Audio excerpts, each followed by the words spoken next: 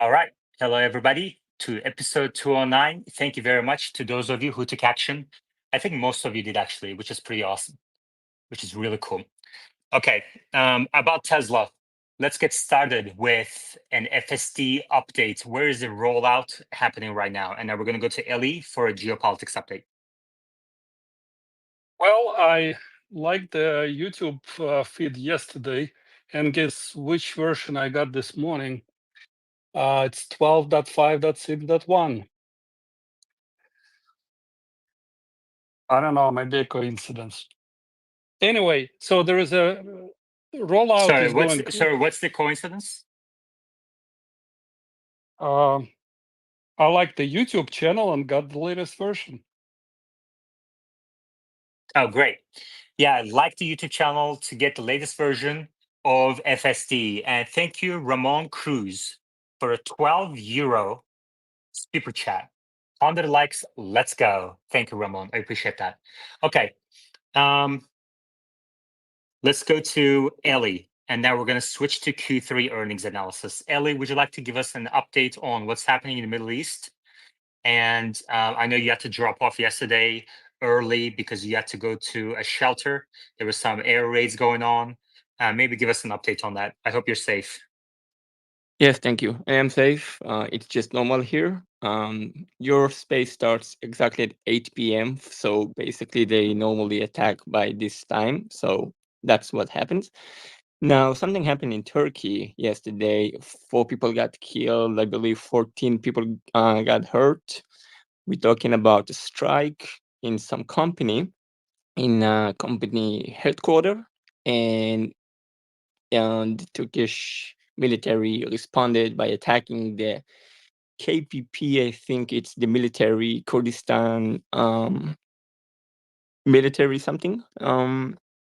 So something going on in Turkey against the Kurdish military party, and that's basically what happened in the last 24 hours. I can dig more if you want, but I think it's enough.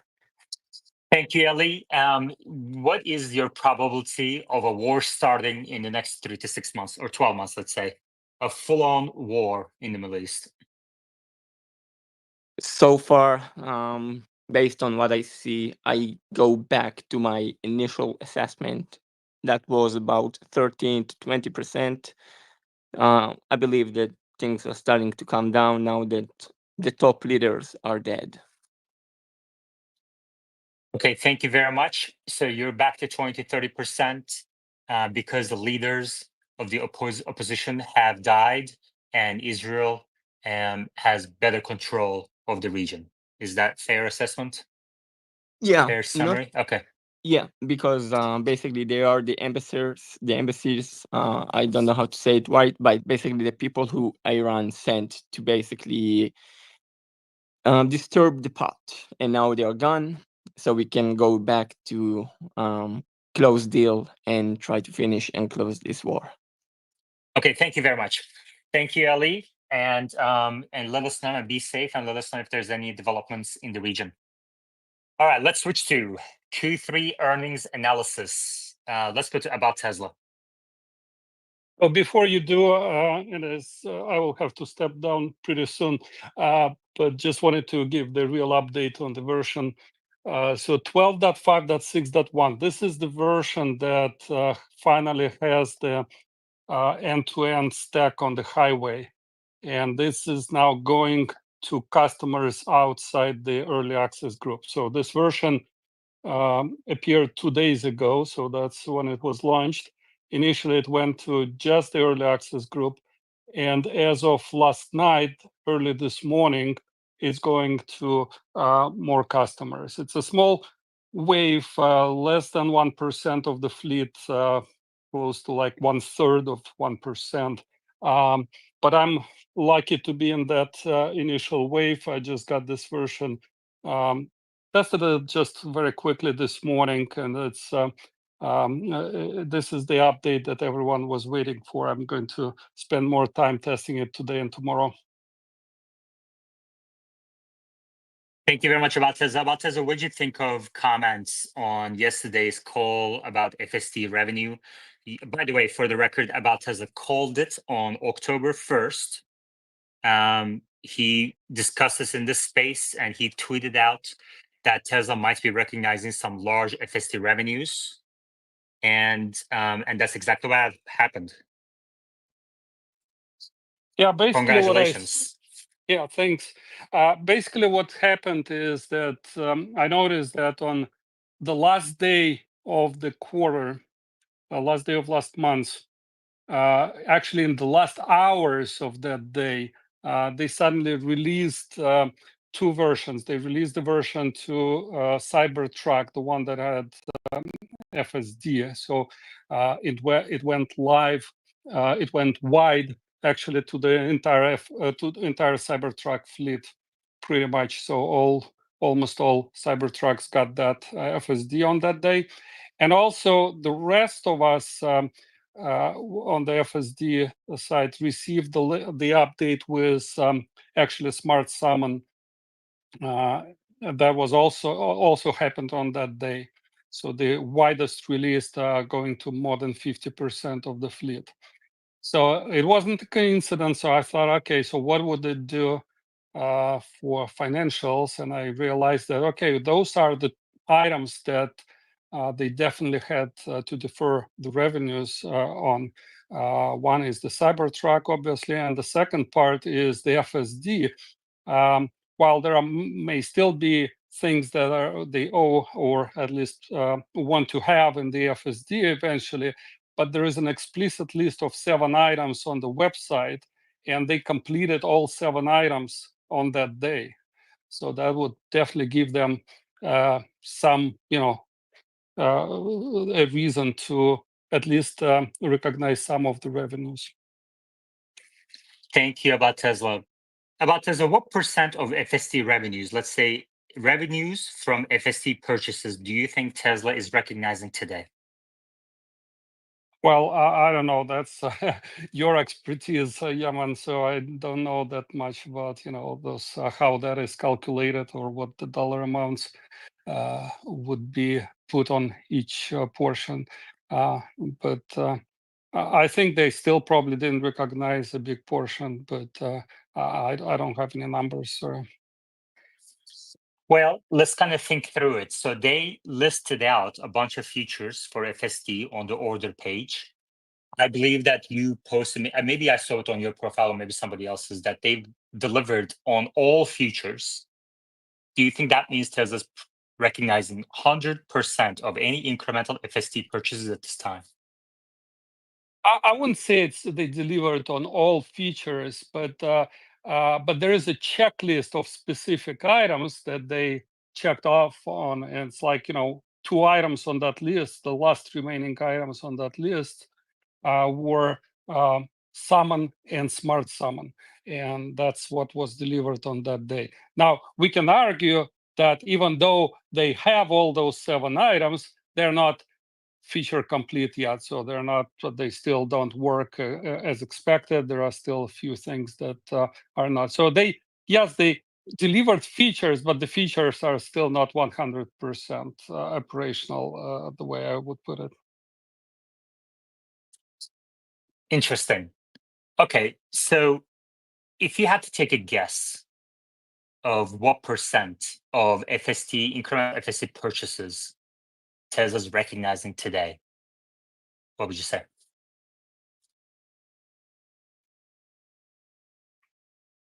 Personally, I think it should be more than 50%. I mean, most of the features have been delivered and they're mostly operational. Well, I think it was more than 50% like 2 years ago. Yeah. So, but whether it's like 80% or 90%, I wouldn't be able to tell. Yeah, I would be surprised if it's less than 80 at this point. I would be surprised if it's less than 80 because when you think about it, they've delivered on all features listed, and you said in yesterday's episode that 80% of the fleet now has actually Smart Summon and steering wheel free nag free FSD. And now they're also getting the full stack highway to the local streets all in one. I mean, what else is there to deliver? Well, I guess the main question is, do they consider uh, the unsupervised FSD as something that they are supposed to deliver or not?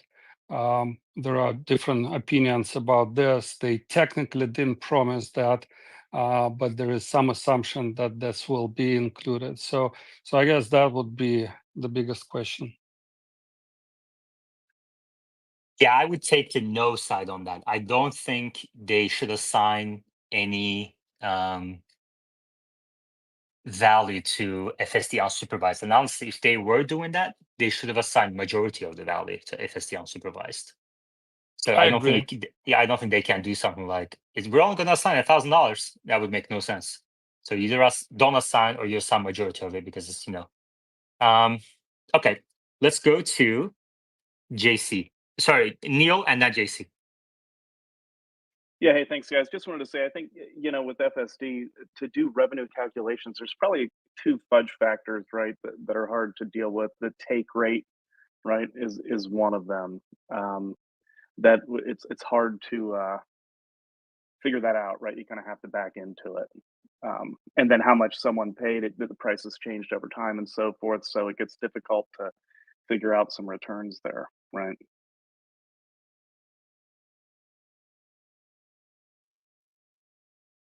Okay, JC.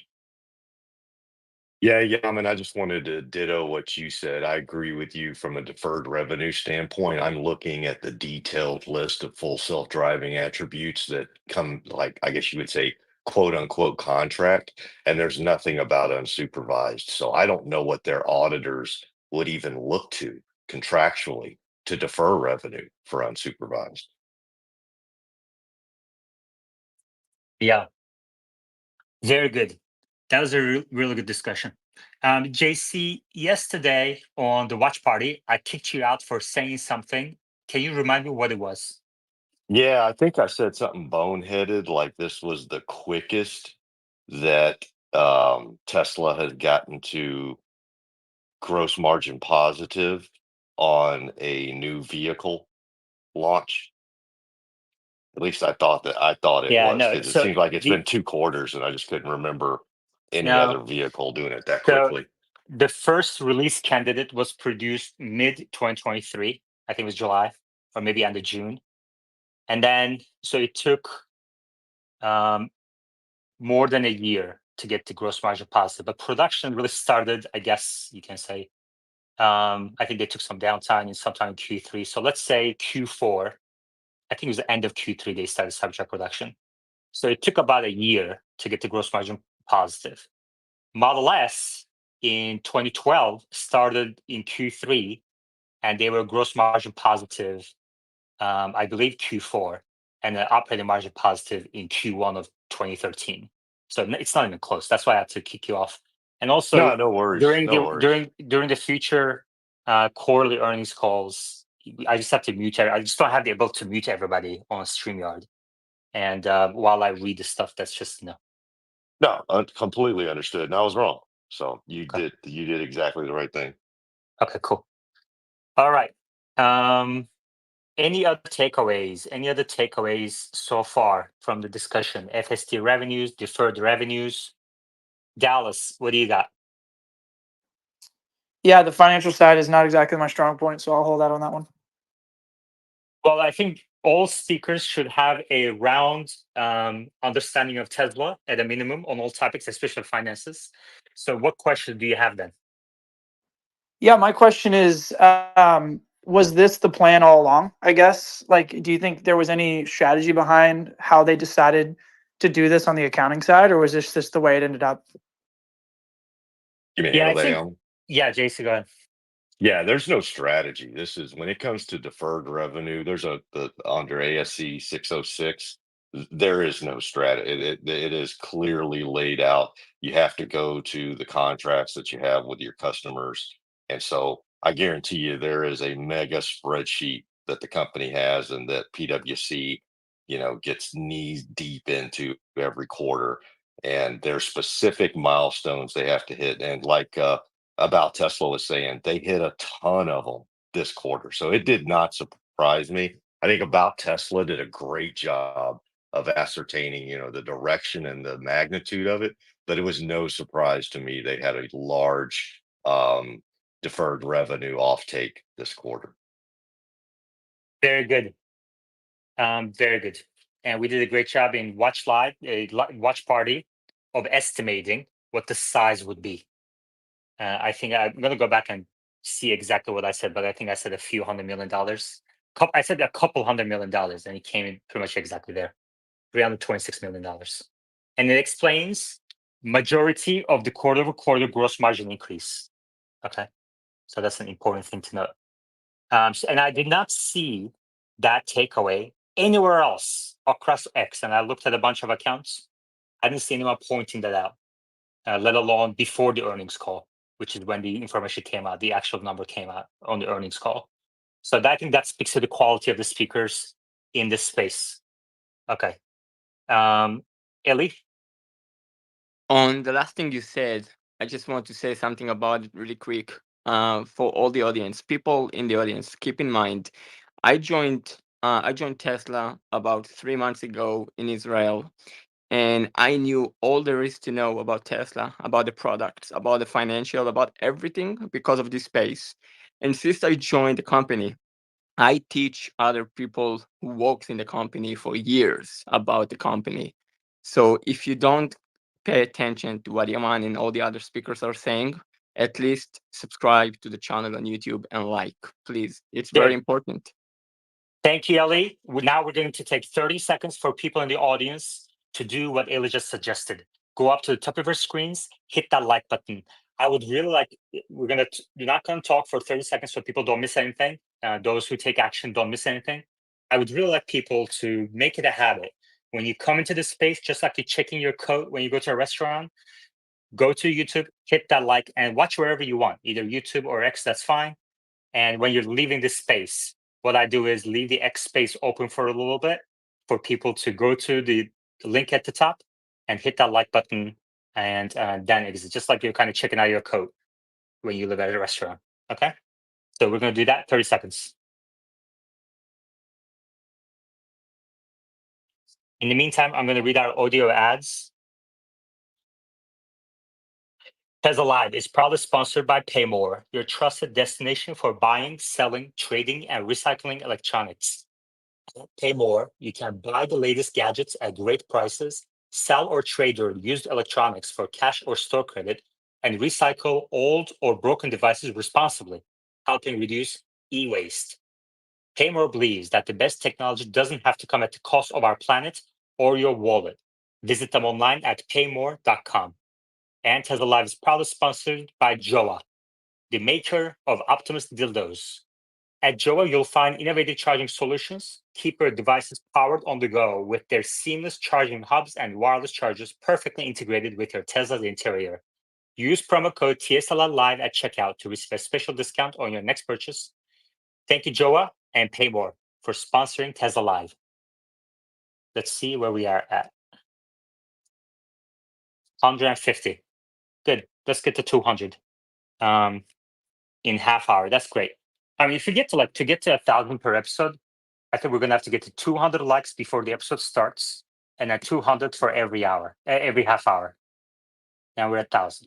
I think that's the strategy. Okay. It's really not much. I mean, 1,000 out of tens of thousands of people who listen to this, it's not that much to ask.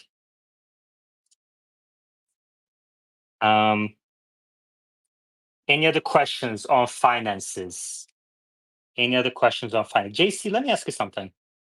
So you said that there is no strategy, but that's not 100% correct, right? Because management still plays a role in estimating. Like management estimates the milestones. Management assigns the value to each milestone of what the feature is, what they're going to, what value they're going to assign to each feature, and then what they're going to recognize as they go along. Is that not correct?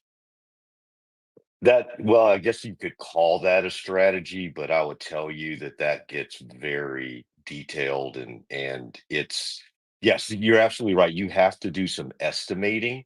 So like if you take a total of say $8,000 for an FSD license, obviously you're going to have to break that down into components and estimate how much of that goes to smart summon, how much of that goes to just the high, even the high. I guarantee it's broken down probably into 20 different components, and there does take some estimation to the value of that. But what they will go to estimate it is very generally it's very objective. So that's why I said there's no because when I think of strategy, I think of like, well, how much are we going to recognize this quarter or how much? Yeah, there's no discretion in that. Once they set it, Well, let it me ask has you to be, this. yeah. Let me push back a little bit and let's dig a little deeper. Okay. Sure. So let's say, for example, so my understanding, and obviously you're more experienced because I think you're an audit partner, correct? Yeah, I'm a retired audit Okay. partner. So I did this was Yeah. my day job for 30 years. Yeah. And what was your, just do me a favor and mute yourself when you're not talking, even if it's like 2 seconds, it really does impact the background quality. What was your, so in these audit firms, there is a partner that's more of a relationship partner, and then there's a partner that's more of a technical partner, correct? So which one were you? I guess you'd say both because I had clients that I delivered audits on. So I had to go out and get business, but I also was the one that ultimately signed the audit opinions. Okay. There are dedicated, like a couple of partners that are just super focused on technical and they never do any relationships, right? And so you're not one of those. I did that for 5 years up in our New York Okay. office. Yeah, I was. Okay. Okay. And what was your industry? This is where I lose followers. My for 30 years, I helped the oil and gas industry expand their operations overseas internationally. Okay. And in that role, what was maybe one bucket of deferred revenue that you had to deal with from client to client to client?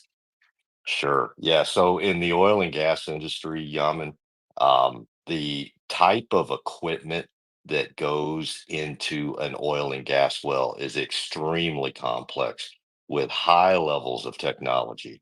And again, I'm not to be long-winded here, Yaman, but you got to remember these guys are drilling down miles into the Earth's surface and going laterally to places that haven't been seen since the Pleistocene, right? So you have, millions of dollars of complex technology on those drill bits.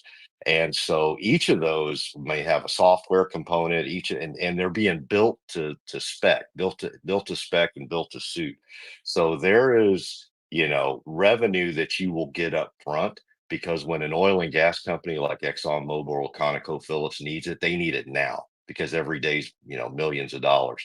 And so you'll generally get a lot of that revenue up front to develop all that technology, but you're not able to recognize it until you've got it out there and you can prove it's Okay. operational. So Now let me ask you this.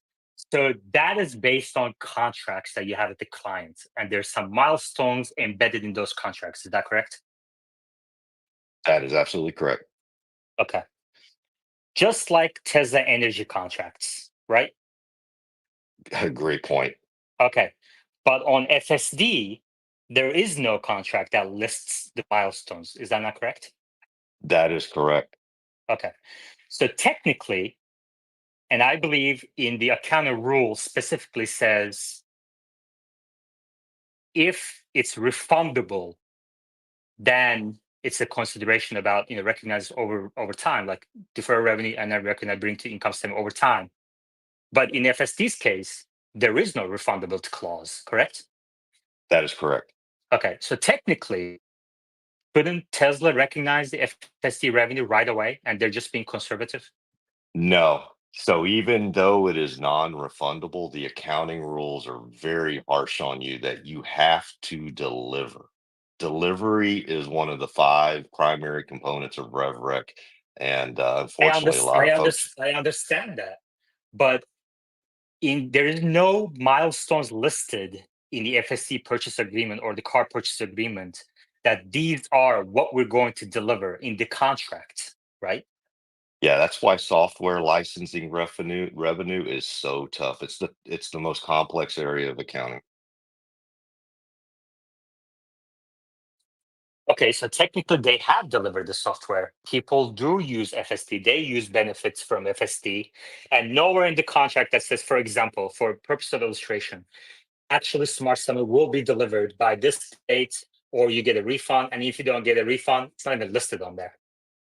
Well, now you're getting into the bowels of the organization and the discussions that have to take place between PwC's national office and Tesla. And obviously, I'm Exactly. not privy to that. Yeah.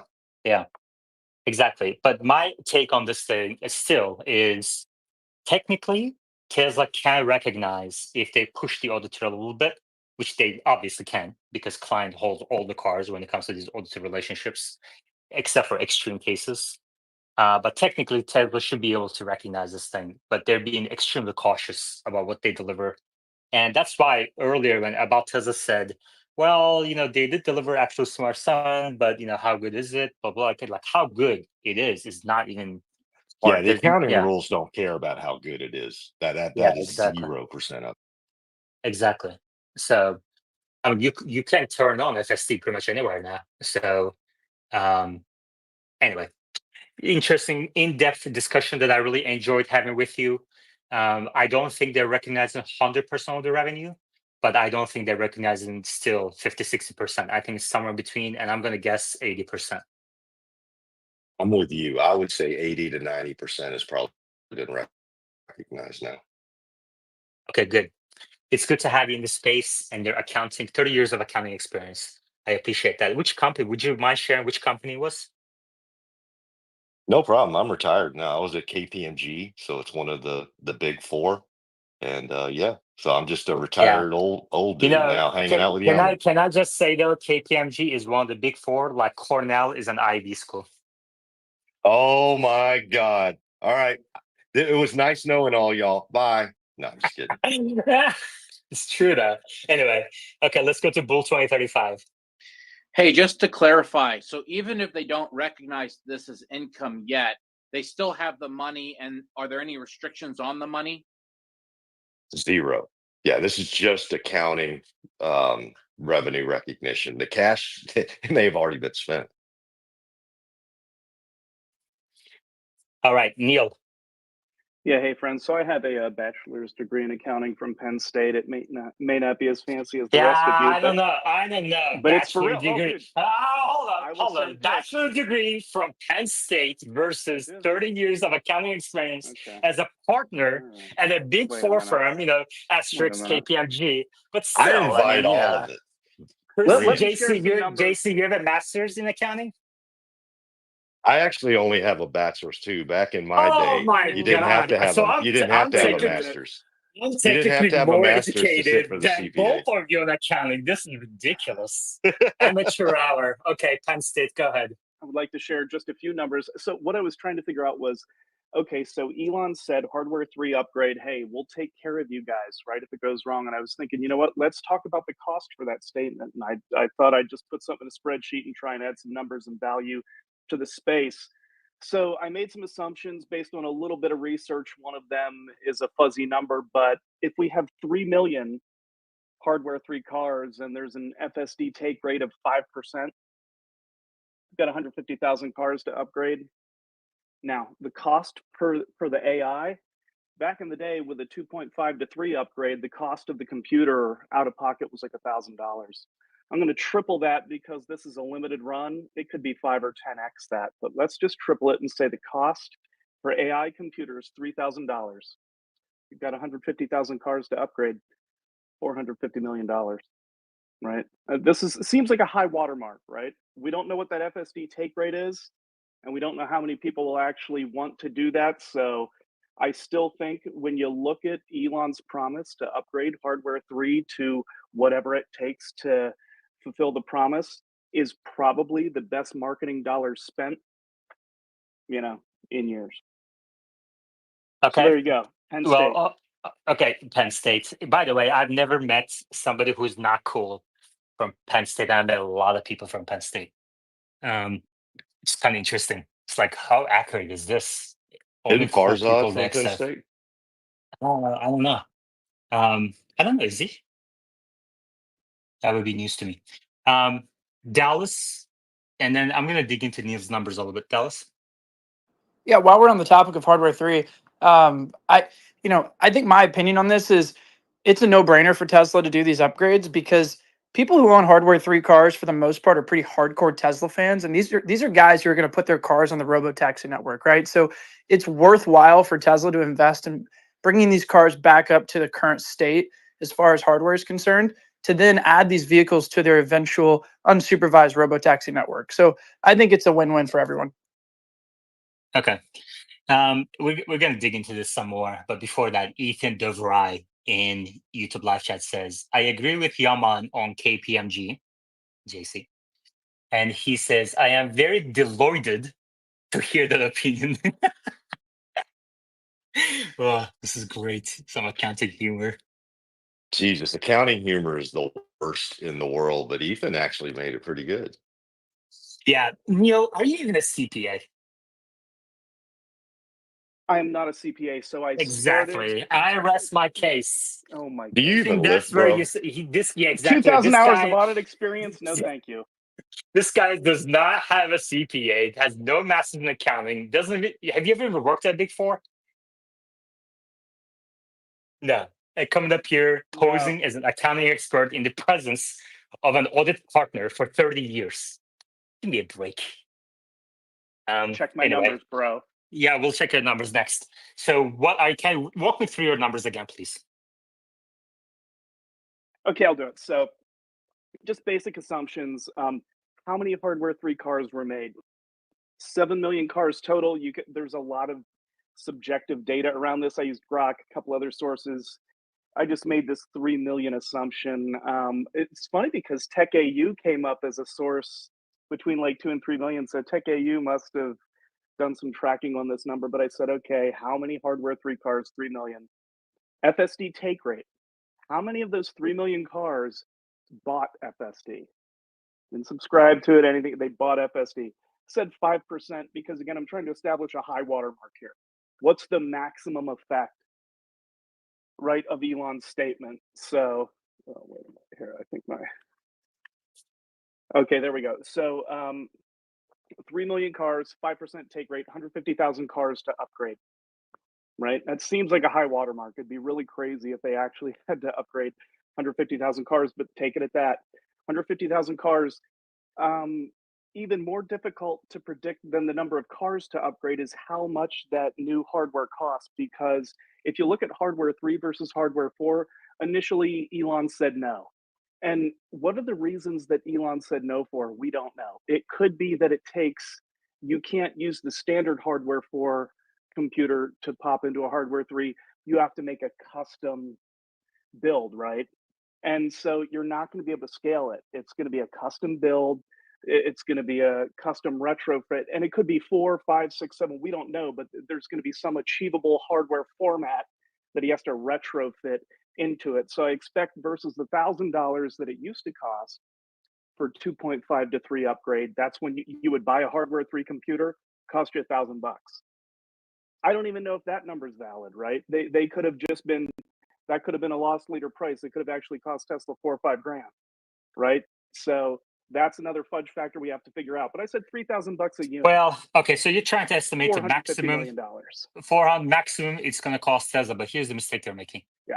Let's say somebody bought a hardware 3 car, but they did not buy FSD at the time. They can still technically make the argument that part of the reason why I bought an FSD car, hardware 3 car, Tesla at the time, is that Elon said this and that.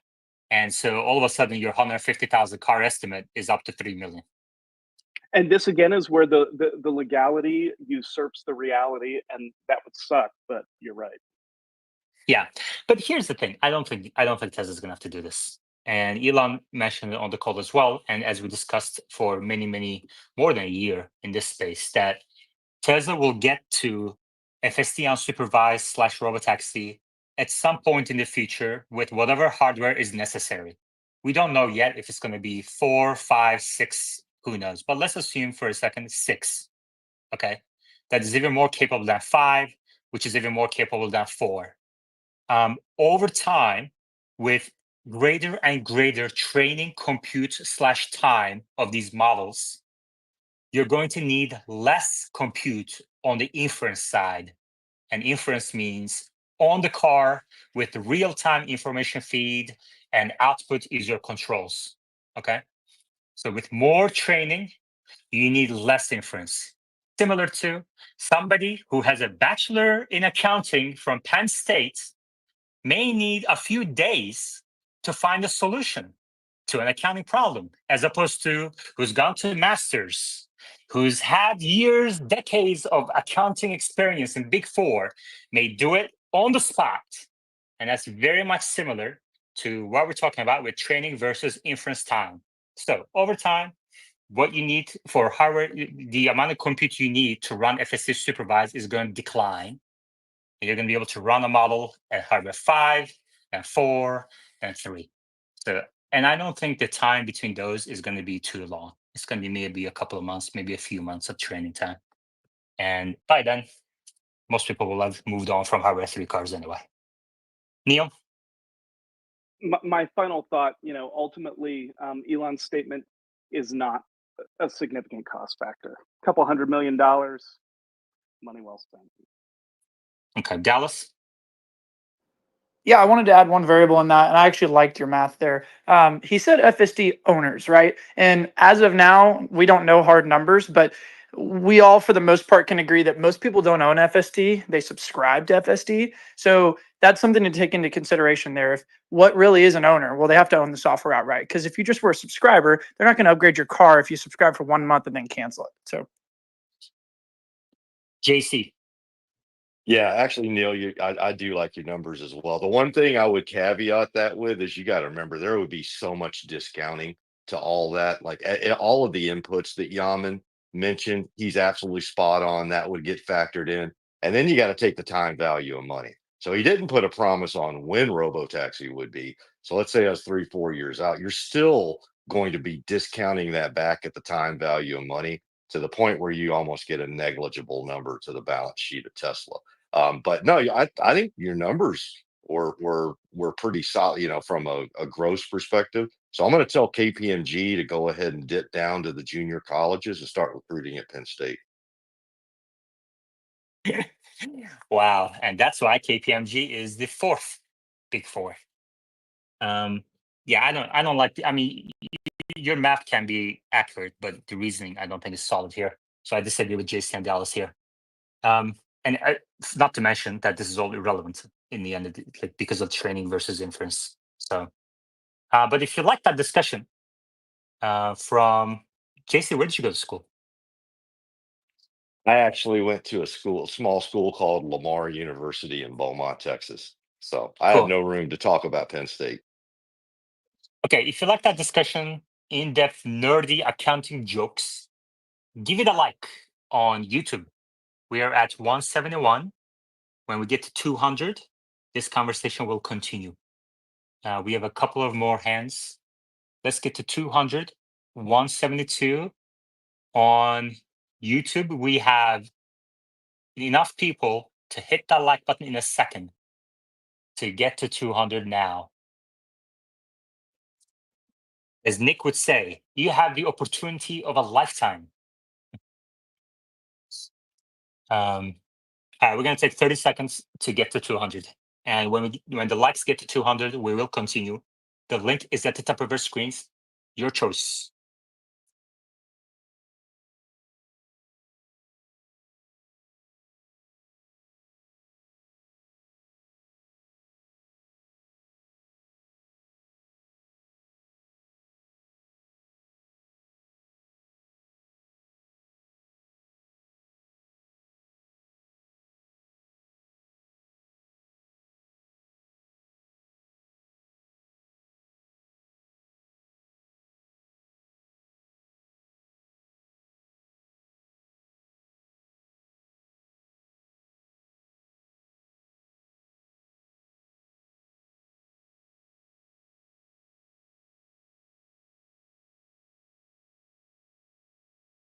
182. We need 18 people to take action to continue.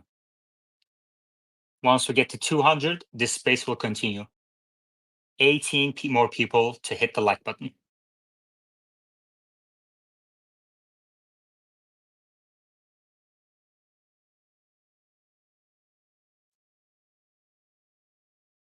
Jeffrey Jones, thank you very much for the $5 super chat. Jeffrey Jones says, don't forget to like the YouTube video as a thanks to value analysts and bright minds in the discussion.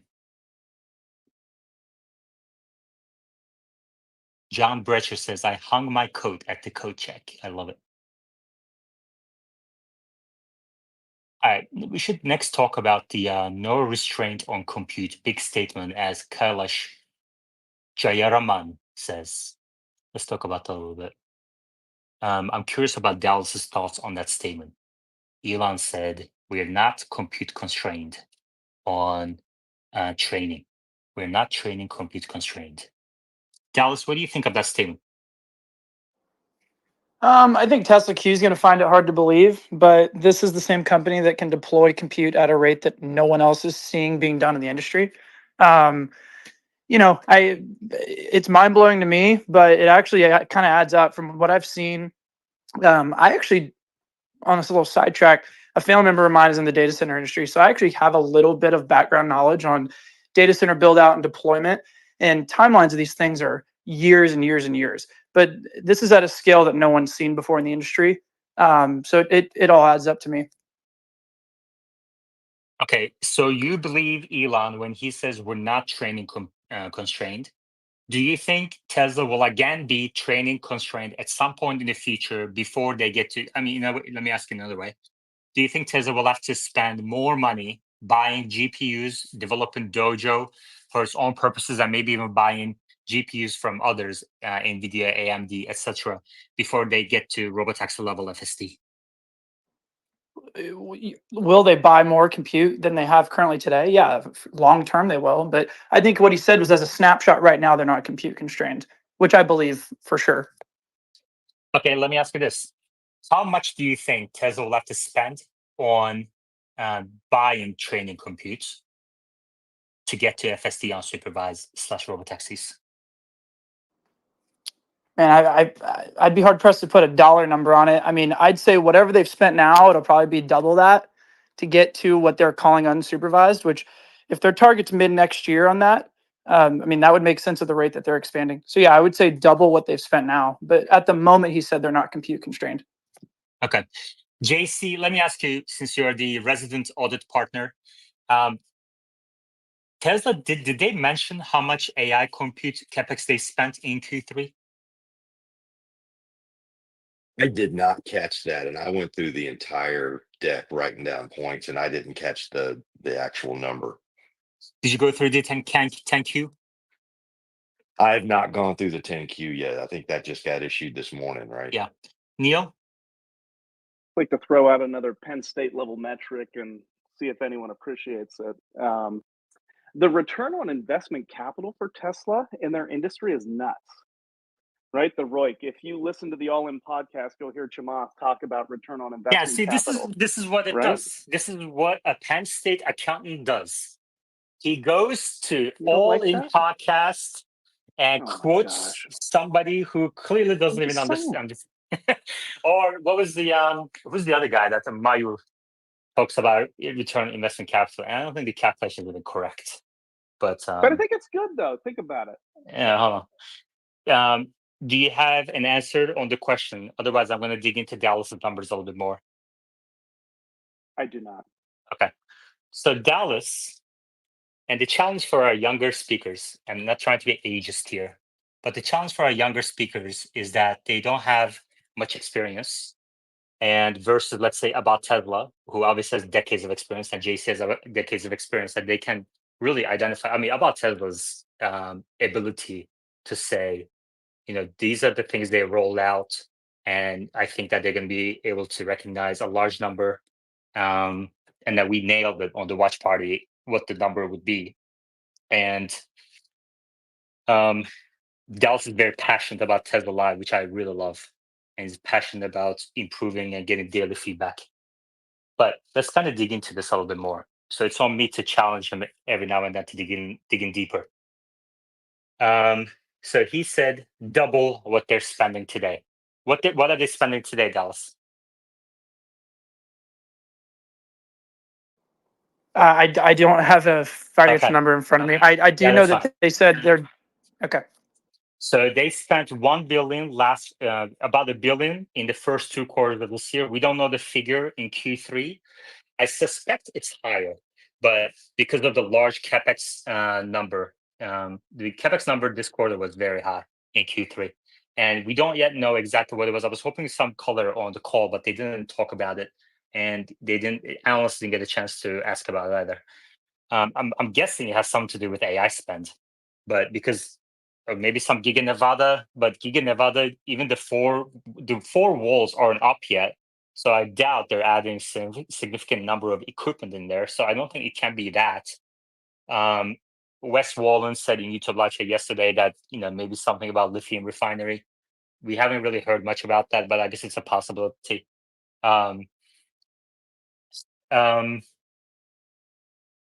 It could be 4680 equipment, or it could be AI compute. But let's assume for a second it's $1 billion per quarter. Okay, Dallas?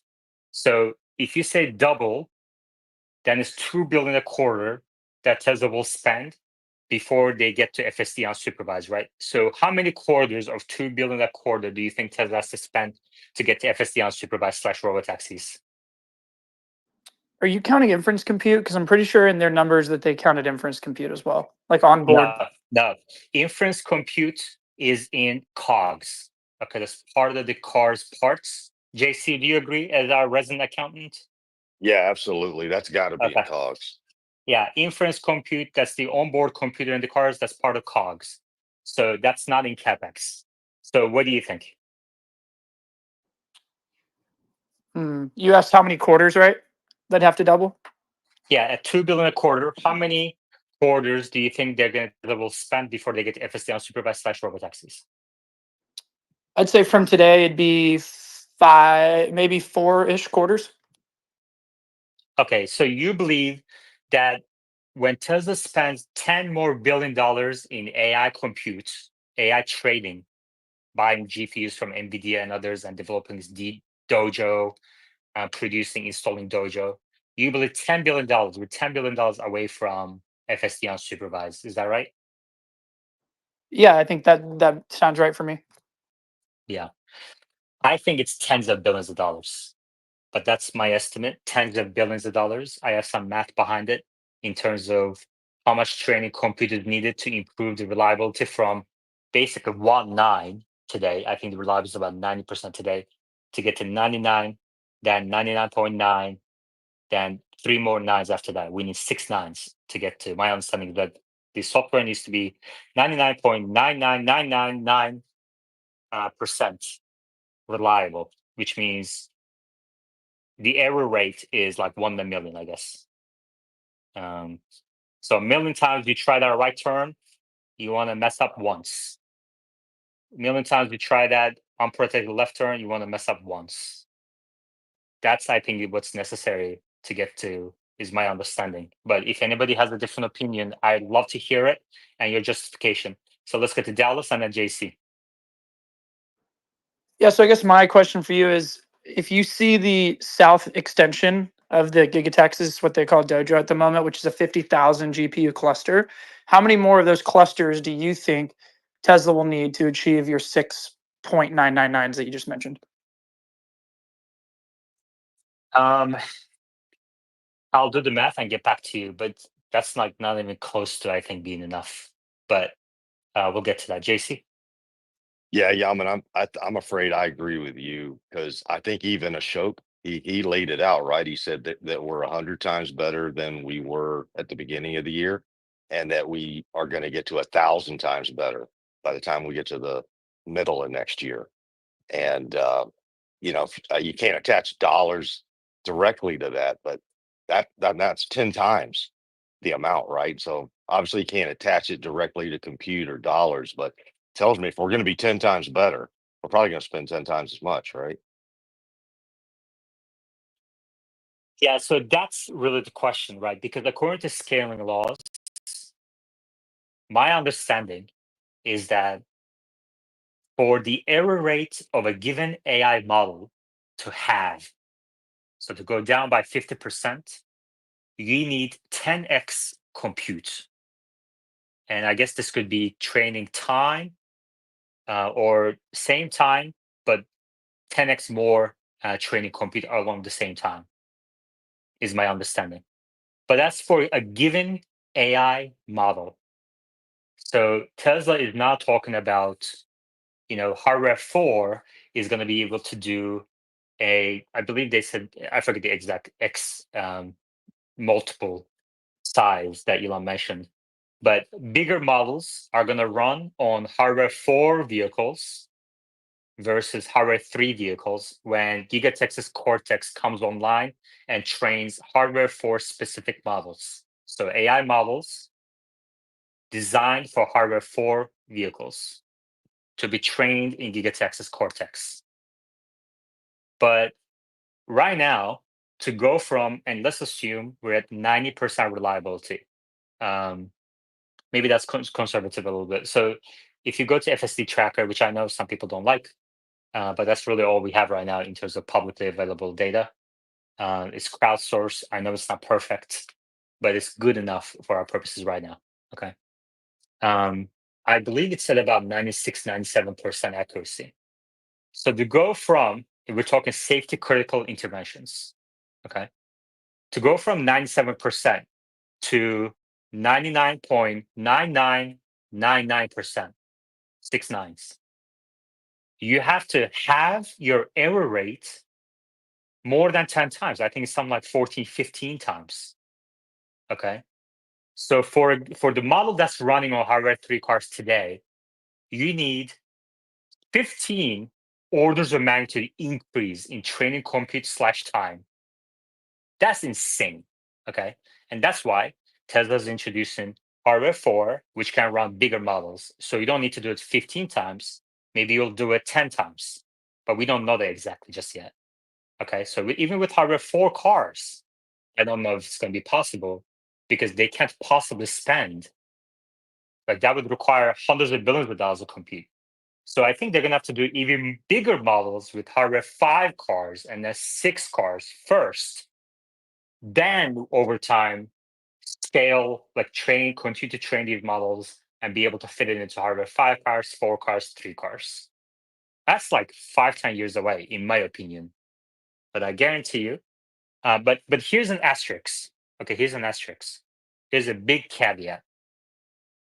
I am completely discounting the possibility of a breakthrough in the development and the training of these softwares. Okay, so transformers, for example, and the paper called Attention All You Need came out in 2020. That was a breakthrough. And there have been another breakthrough in deep learning about 7-8 years before that, is my understanding. So let's say every 10 years you get a breakthrough, but we don't really know when the next breakthrough is going to be. But for now, I'm not aware of a breakthrough that is kind of as important, as material as transformers. So right now, what we have is in our hands, they're going to have to spend a lot more money than what they did today. It's not 2x. I think it's orders of magnitude more compute to get to FSD unsupervised. But I hope Ashok and his team proves me wrong. But that's my baseline expectation. Ellie? What about a breakthrough that will come from FSD in Europe and China, like all the data? You think that would help to open the cork? Well, they can technically collect that data right now, right? For Tesla to collect data from its fleet, they don't need FSTP to be running. They still have all the cameras going around, all the cars going around. Go ahead, Ellie. If that's the case, why is it that they trying to push FSD, try to push it with FSD transfer and all these FSD promotions? Yeah, I mean, well, first of all, that's an assumption, right? That they're pushing FSD adoption because they need more data. Elon has said many times that it takes a long time to know which AI model is better than the other one. So I guess that supports your point that they're data constrained, but that still doesn't take away from AI compute constraints. So let's say, for example, tomorrow FSD take rate doubles, and now they can get the data they need to validate these models in half the time, but you still have the AI compute, training compute constraints. You're going to run to that next. I think that's my understanding of the situation. So FSD expanding to Europe and China maybe helps that process a little bit, but I don't think the AI training compute constraint is going to go away unless if there is a breakthrough in artificial intelligence training that is similar to or even greater than transformers. So this is very similar to, like, let me explain in layman's terms in English. Okay. Right now, for a human to learn to drive, you don't need billions of miles of driving experience. Okay. You go on a few rides, maybe a few dozen rides, and you're fine. You can pass that driver license exam.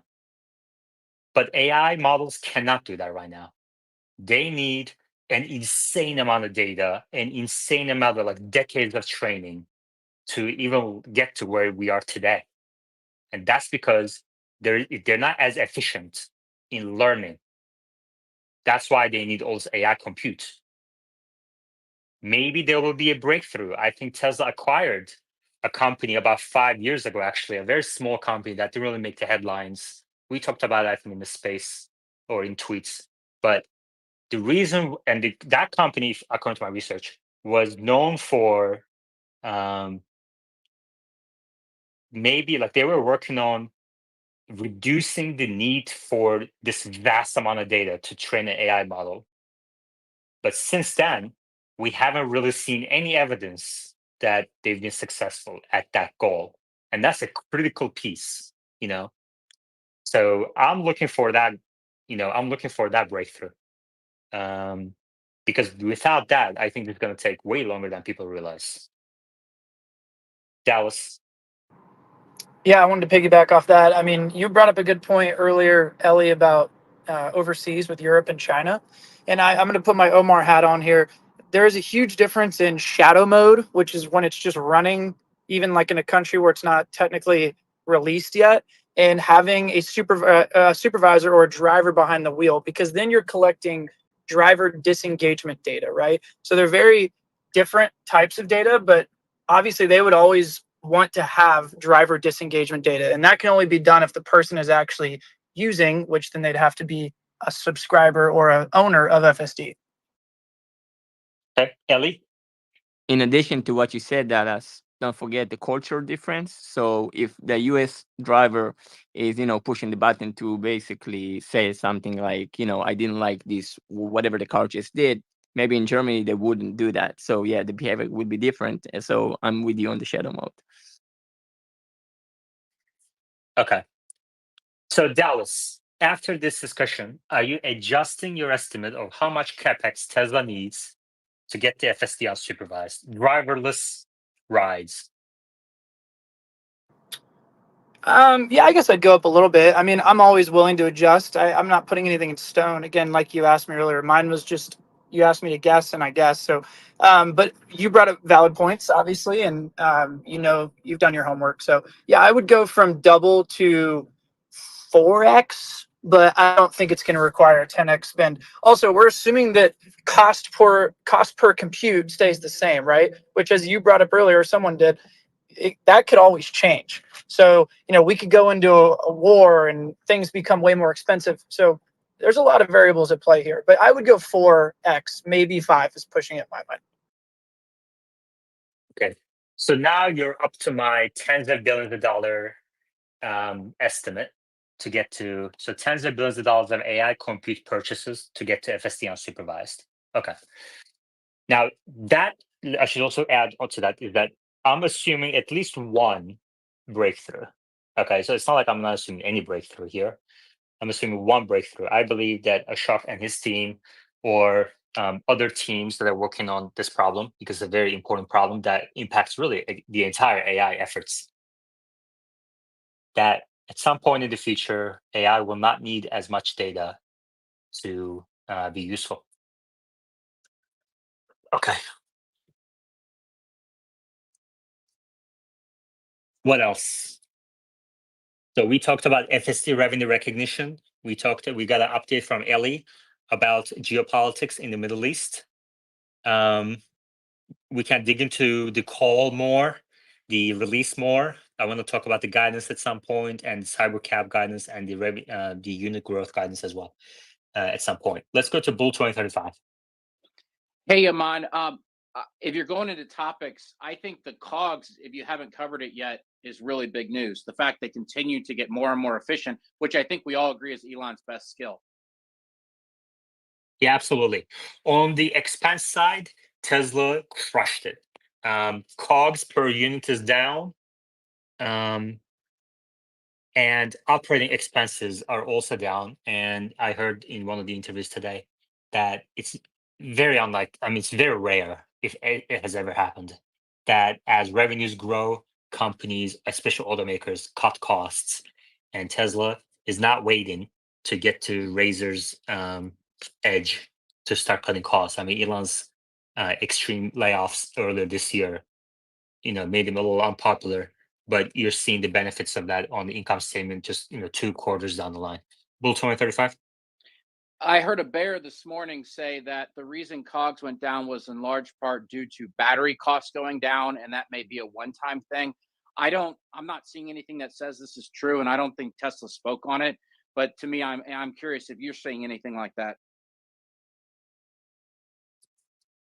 I mean, there's no question that declining lithium prices and nickel prices, raw material prices, and Tesla said that too, has benefited Tesla's COGS per vehicle. This is a fact. And the extent of it is debatable, I guess. I don't think it's one time. I think Tesla has already taken actions on 4680 front on potentially bringing up its lithium refinery online for it to continue that way. And I mean, if you know anything about Elon, he's going to keep pushing for these pennies of improvement in COGS per vehicle. I don't know if it's going to continue to this extent in Q4 or Q1, etc. But over the longer term, for as far as longer term investors are concerned, Tesla's costs per vehicle will decline. Neil? Yeah, just an interesting comment on the 4680. Elon said it's approaching to be the most, cost-effective cell, but what he did caveat it with was that it was net of duty and incentive, and I don't think any of us know how those two offset each other. So it'll be interesting to see how that plays out over time. Yeah. And goes away. Okay. Okay, we have Omar in the space now. But before we get to Omar, we're going to reach another milestone on YouTube likes. Okay. So right now we're at 223. We need to get to 300 before Omar gets the mic. So to give Omar the mic, go to the YouTube channel through the link at the top of our screens and smash that like button like you've never smashed the like button before. Okay. We're going to take some time for people to do that. This space will continue when we get to 300 likes on YouTube. We're doing great. And we're going to keep pushing to get to the next milestone.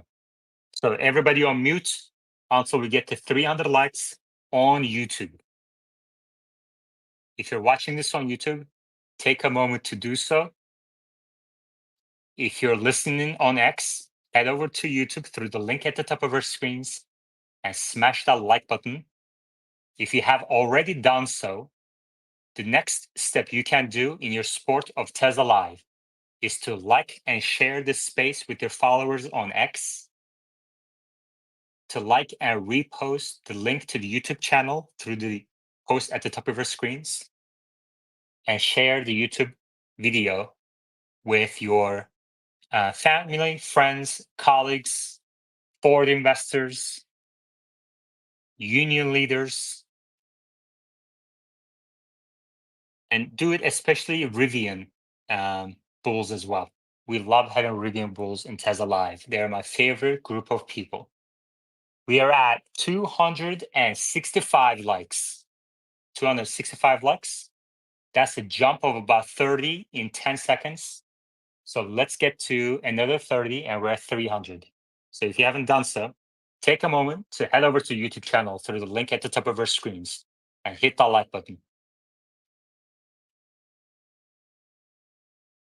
This space will continue when we get to 300.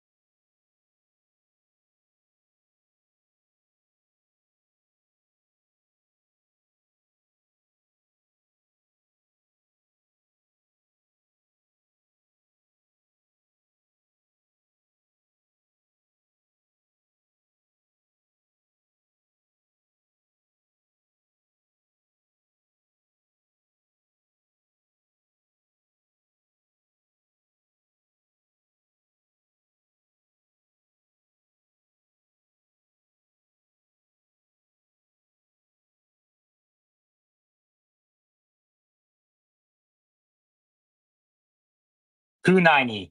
We're at 290. We need 10 more people to hit that like button so we can continue.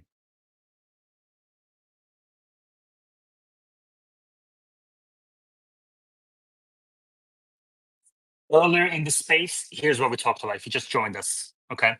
Eli gave us an update on geopolitics in the Middle East. Then we dug into FSD revenue recognition. We have an audit partner on the speaker board, a retired audit partner after 30 years at KPMG. KPMG is one of the big 4 audit firms, but just like Cornell is a kind of an Ivy League, KPMG is like kind of a big 4 firm. But his insights of 30 years auditing companies, deferred revenue was very insightful. That was a really in-depth, informative discussion on FSD revenue recognition that taught me some as well. And not only that, we have another accounting student. We just hit 300 likes, everybody. Congratulations. Not only an accounting, we have an accounting student, Neil, who went to Penn State and got a bachelor's of accounting. And he tried to chime in, but I immediately interrupted him and said, "You're not good enough for this conversation." So he didn't really get to contribute. I'm kidding, Neil. Thank you very much for your views. And we had a really good in-depth conversation, FST revenue recognition piece of the financials. So I highly recommend people go back and listen to. You can do so on YouTube even now during the live stream because you can pause, rewind, replay, whatever you want, or you can listen on next after the space is over. Highly recommend that section. Now we dug into AI training compute. Elon's comment around we are no longer training compute constraint. We dug into some numbers. Dallas made guesses, and we had an in-depth conversation, detailed conversation. I explained my reasoning why I think Tesla will need more than what Dallas estimates. And we went through some of the rules of thumbs about scaling laws. So if you're interested in that piece, that is in the second half of this space. Okay, we just crossed the 1 hour mark in the space. Okay, and with that, let's welcome Omar. Omar, how are you doing? Hey, doing good.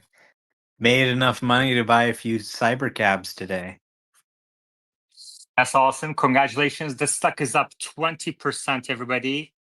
Pat yourselves on the back, 21% now, $258 per share. Omar, do you think the stock price will continue higher to 300 and then some? That's what some people are saying. I don't really know. I don't really care, honestly. I try not to cry on the red days. I try not to celebrate too much on the green days. In the long term, it'll get where it's going. It's certainly good to see a day like today where the company blows out expectations and people realize they've been underestimating the company. That's going to happen many more times in the future. People do not understand what this company is, the technology they have, what their earnings power is. Um, I really do think they're on track to be the most valuable company on earth. So, how things go in the short term, we'll have to see.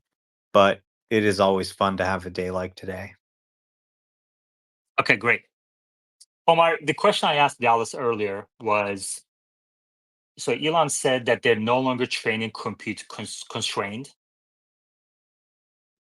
How much AI training capex Tesla will have to spend, meaning buying GPUs from NVIDIA and others, maybe AMD, and also developing and producing their own GPUs and installing them to the likes of Giga Texas Cortex.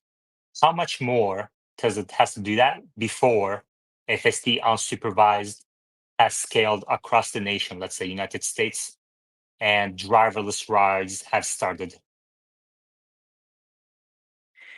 Um, so when they say they're no longer compute constrained, some people interpret this as we have all the compute we need. That's not what they're saying. What they're saying is we're adding compute fast enough that compute is no longer a limit we're brushing up against. And we're using more and more compute, we're training more and more models, trying more things, but we're also building out compute really fast. So they're just going to continue to build out compute probably forever. And as you have new generations of hardware, for example, the new Blackwells that are more powerful, the amount of compute you get per dollar is also going to increase. So it really is an exponential increase. Their orders are increasing, but then also the performance you're getting per dollar is also increasing. So this is just really core to developing models for FSD, for Optimus, especially as the scales around the world. They're going to need more and more and more compute with no end in sight. So I don't know how to quantify how much compute they're really going to need, but they're just going to probably keep building out like crazy.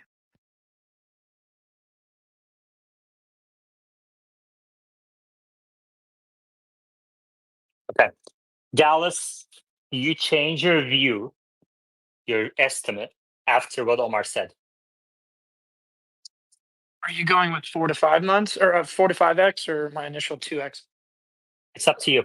So you were at about $10 billion of additional AI compute capex needed.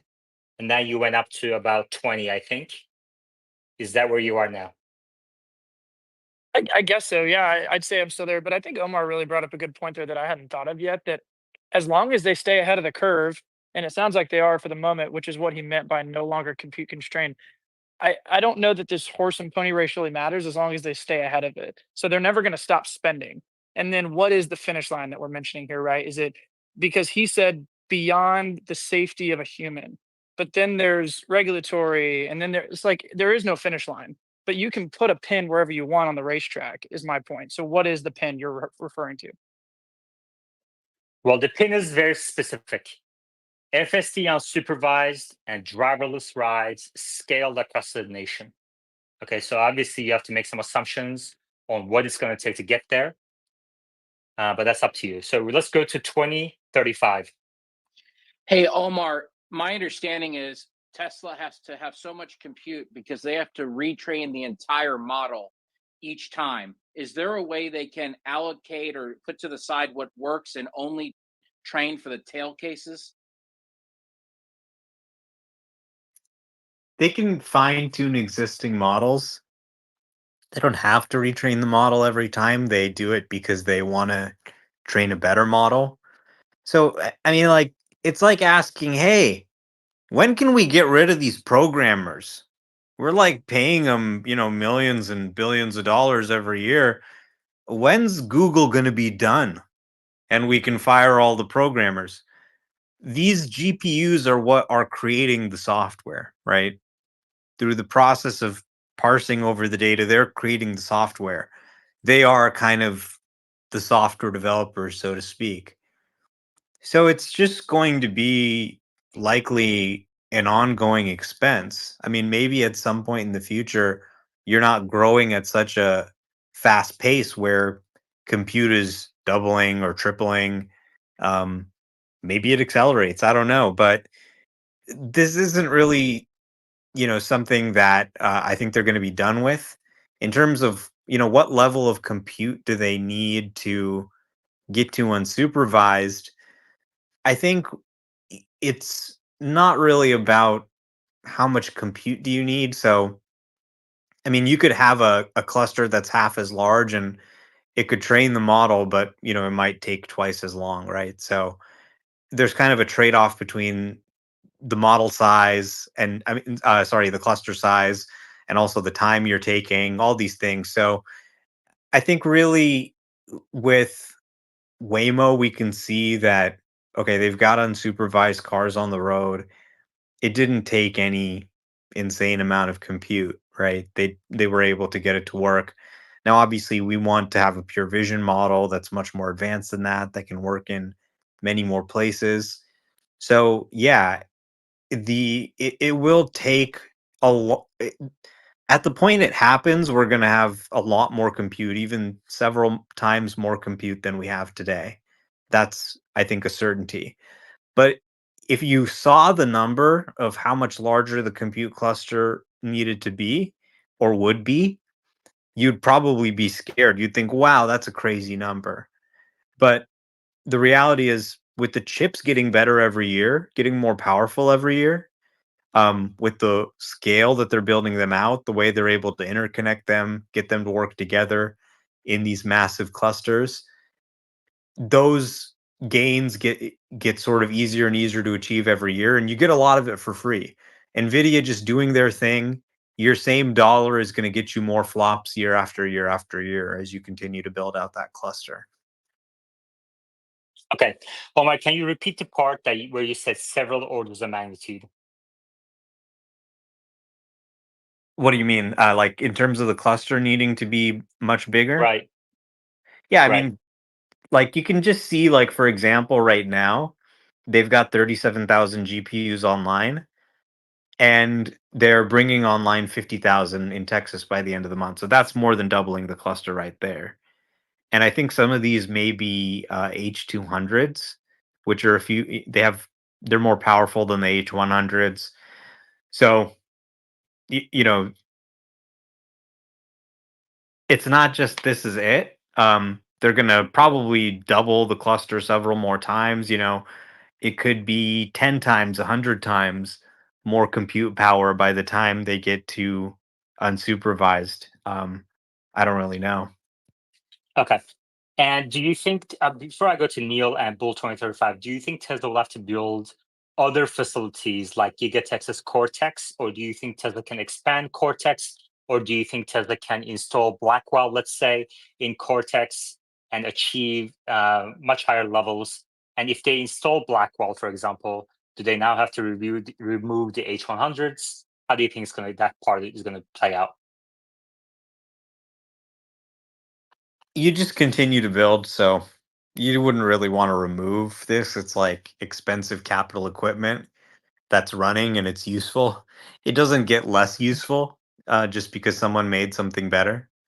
So they'll just continue to build out their data centers in New York and Texas and California, add more capacity, both H100, H200, B100, and of course Dojo, which is actually far larger, I think, than many people expected at this point. Yeah. Okay. If you're liking this discussion, if you're enjoying this discussion, finding it useful, I think this is very important. This is very material. It's technical. I think TSLA is really the only space that has these kind of discussions.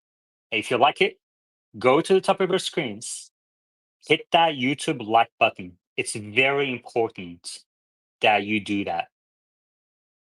It really helps us out a lot. I see a one-to-one direct relationship between the number of likes and viewers, which impacts ad revenue, which helps us grow this space. So it's really important that you do that. JC.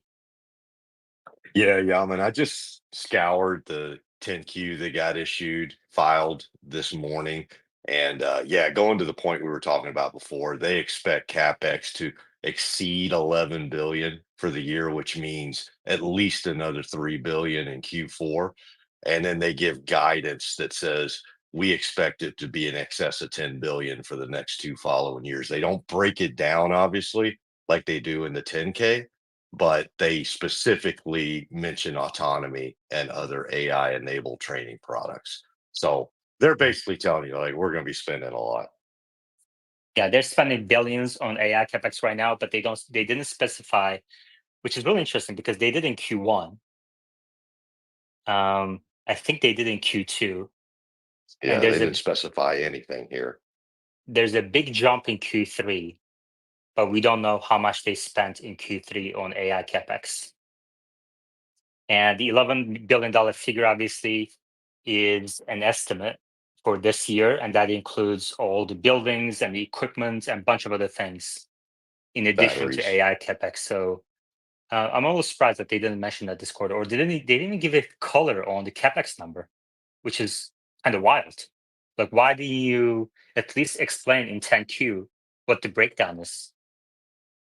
Yeah, Yaman, and they, in fact, their exact wording is we expect it to exceed 11 billion. They didn't even put a cap on it. Yeah. Okay, Bull 2035. Yeah, I think the other point, Yaman, I don't see Omar. I was going to ask, but they're training multiple models right now. I didn't know if we know how many models they have, and if they get down to just one or two models, maybe they need less compute at that point. I mean, they're going to continue to A/B test these models. Like, I don't expect it to be like, even if it's one stack model, they're going to have different models that they test and validate at all times. Really, Omar, would you like to add anything to that? I had to drop out. My dad called me, and I was like, "Dad, can you stop calling me from 10 a.m. to 12 a.m., please? It cuts me off." And he goes, "Call me now. It's important." Well, I called him. It wasn't important at all.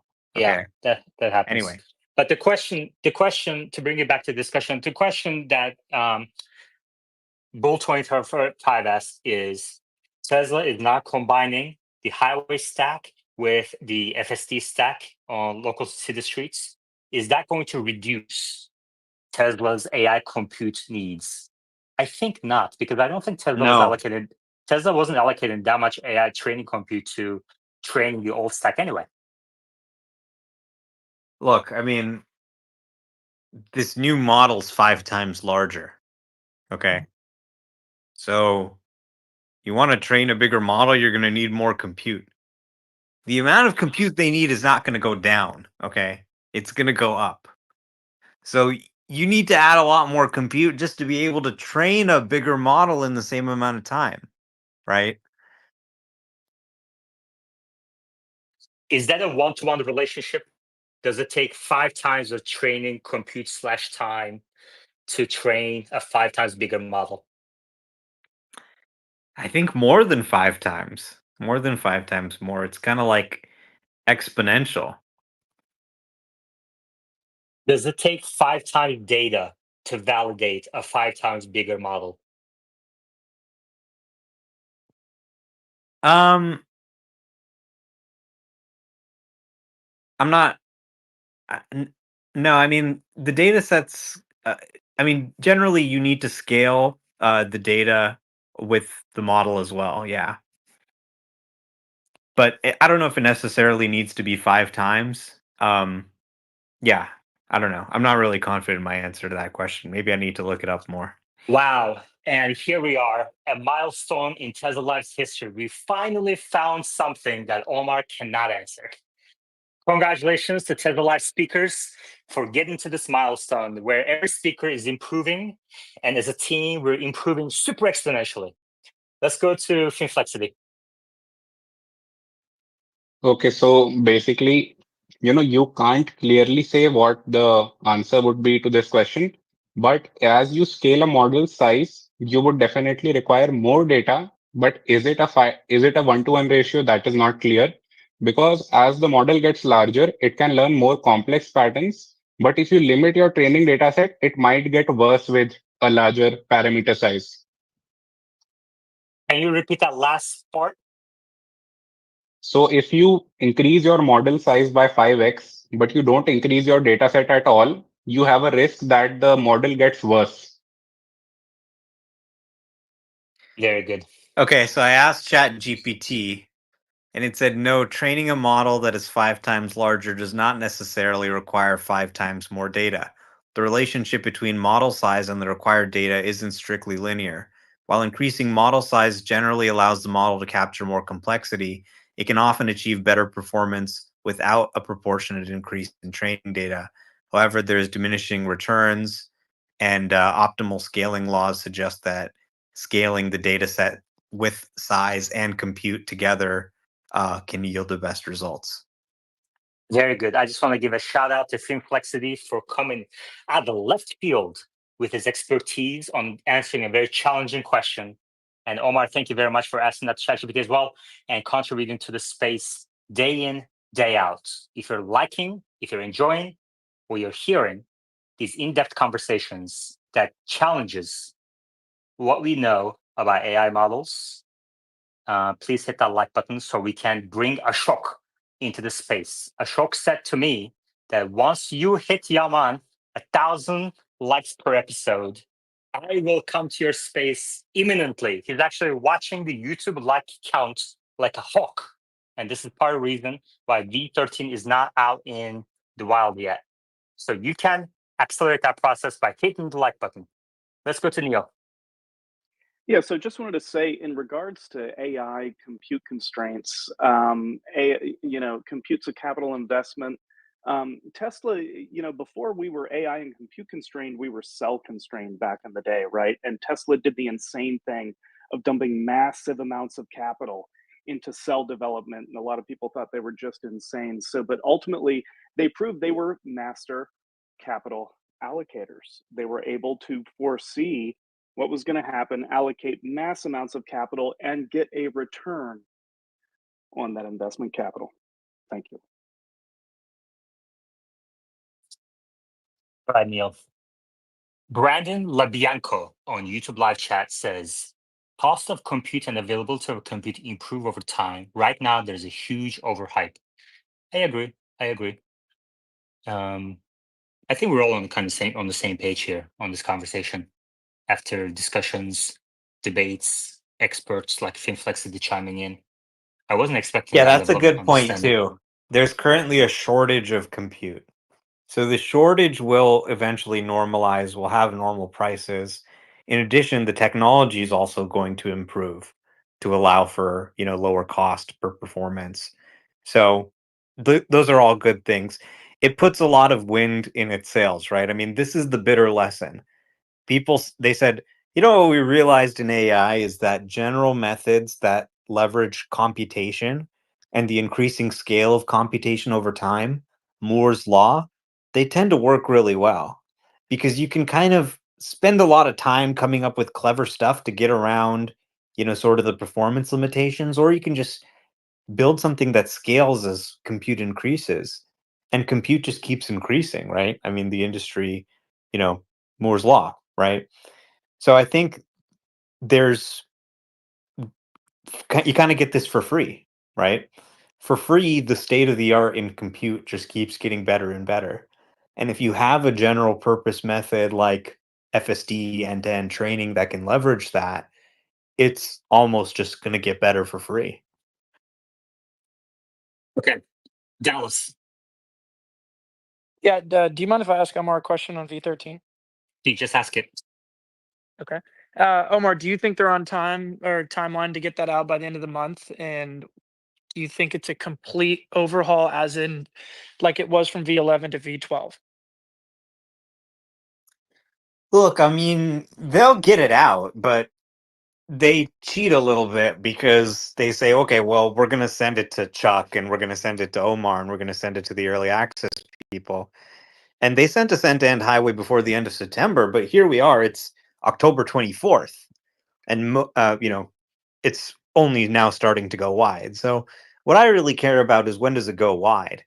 You can ship V13 to us and it's got a few bugs, whatever. I don't care. I'll take over.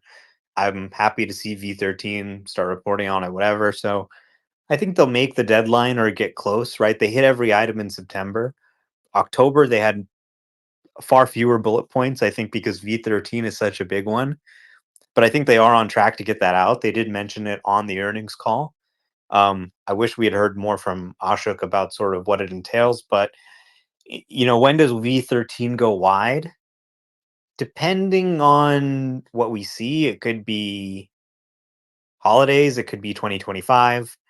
We don't really know. Now, once I get it, I'll be able to take a look at it and see really where they're at with it.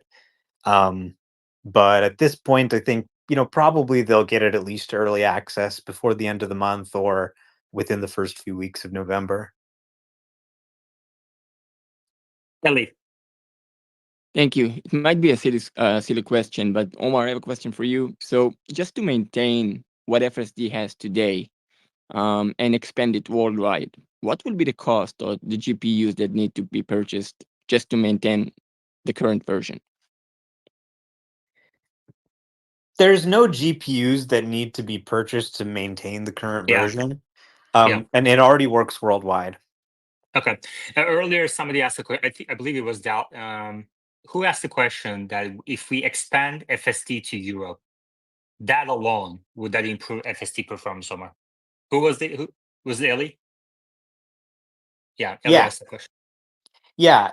Expanding into Europe should also improve driving performance in the United States, because you're teaching the model more about the physics of the world and less about leaning on factors that are US specific, that then when it's not exactly like that, it's going to fail.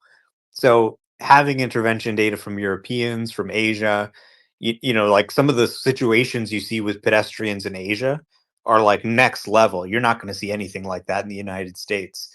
So that training data from Chinese cities could potentially improve, performance in places like Manhattan as well.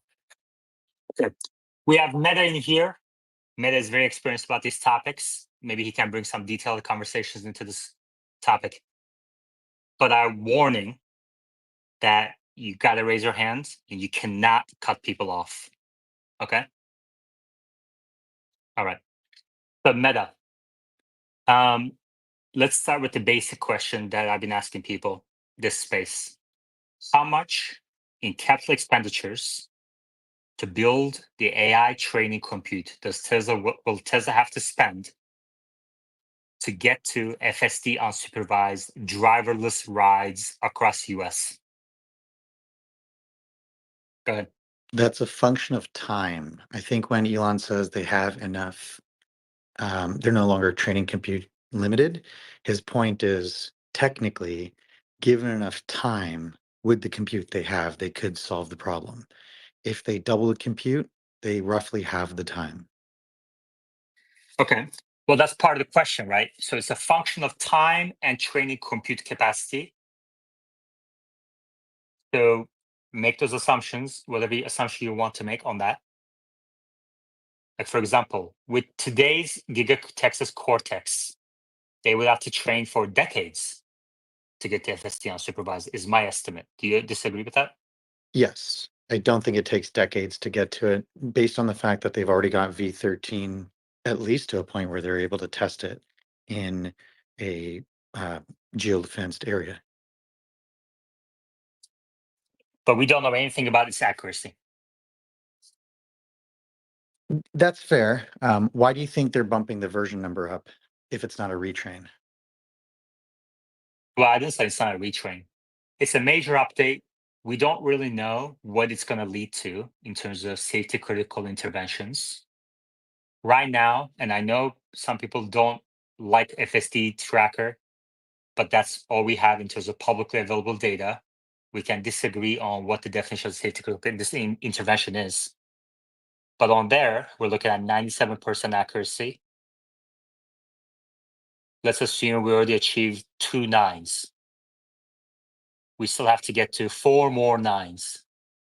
And given the current training compute, you're going to need a lot of time, if not decades, in my opinion, decades. But you're welcome to convince me wrong, to get to the next 6 nines of accuracy. Go ahead. I think we're just looking at different denominators and a different measuring stick. And so it's difficult to discuss it. I'm not sure I agree with the measuring stick that you're using being the way Tesla's using it.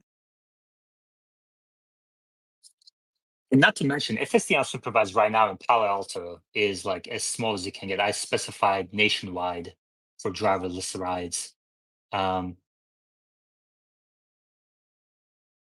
Neil. Yeah, just thinking about FSD compute constraints versus other constraints. If you're not compute constrained, you could be data constrained, right?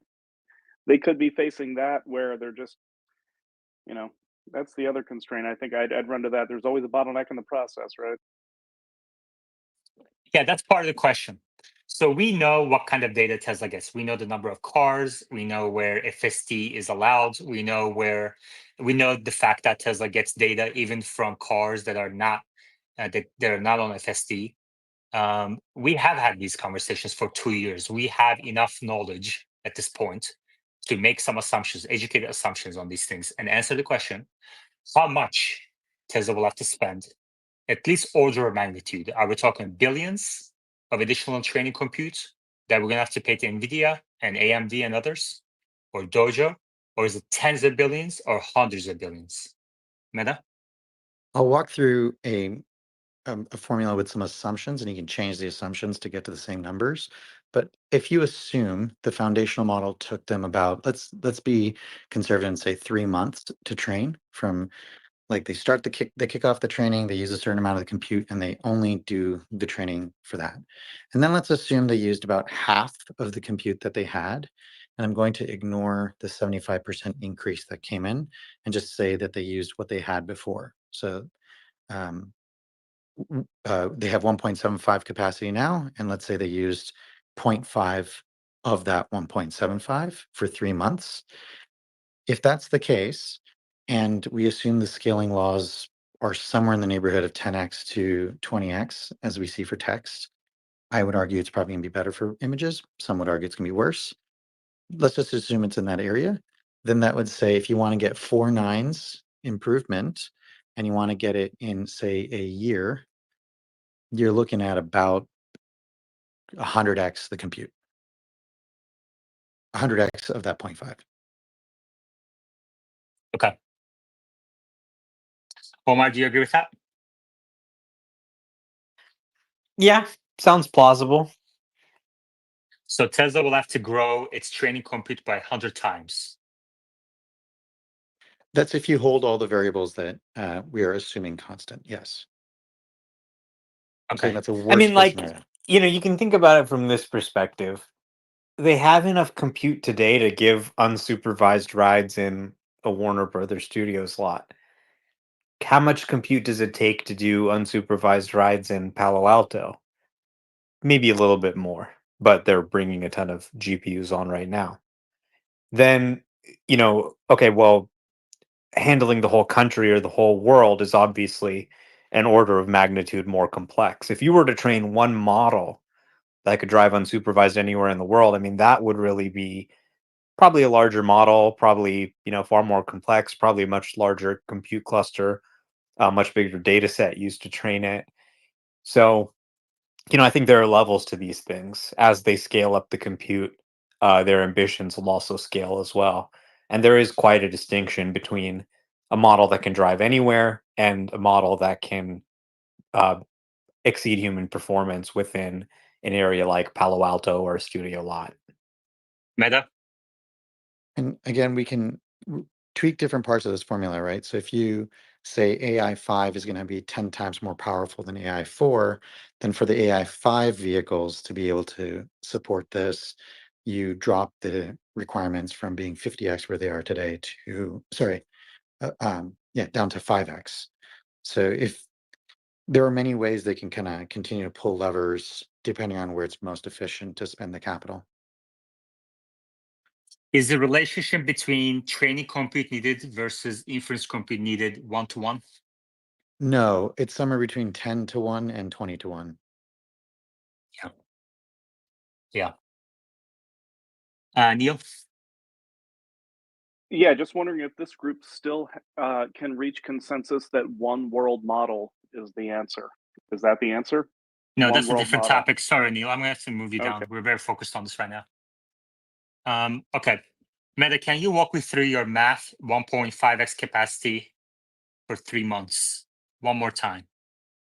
I was making the assumption that a foundational model takes 3 months to train with half of their data, all of their data centers that they had. It might be 20%, it might be 25%, because keep in mind they were training, we know for a fact now, retroactively, that they were training something for the Cybertruck.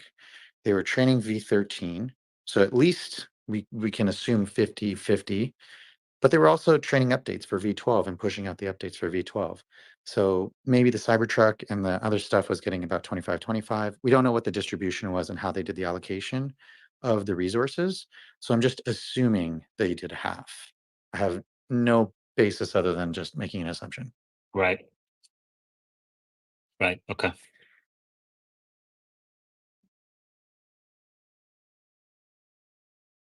I see. And then the 3 And months, where did the 1.5x come from? you mean the 1.75? Yeah. In the earnings report, they said they increased compute by 75%, or they're on track to. Okay. Okay.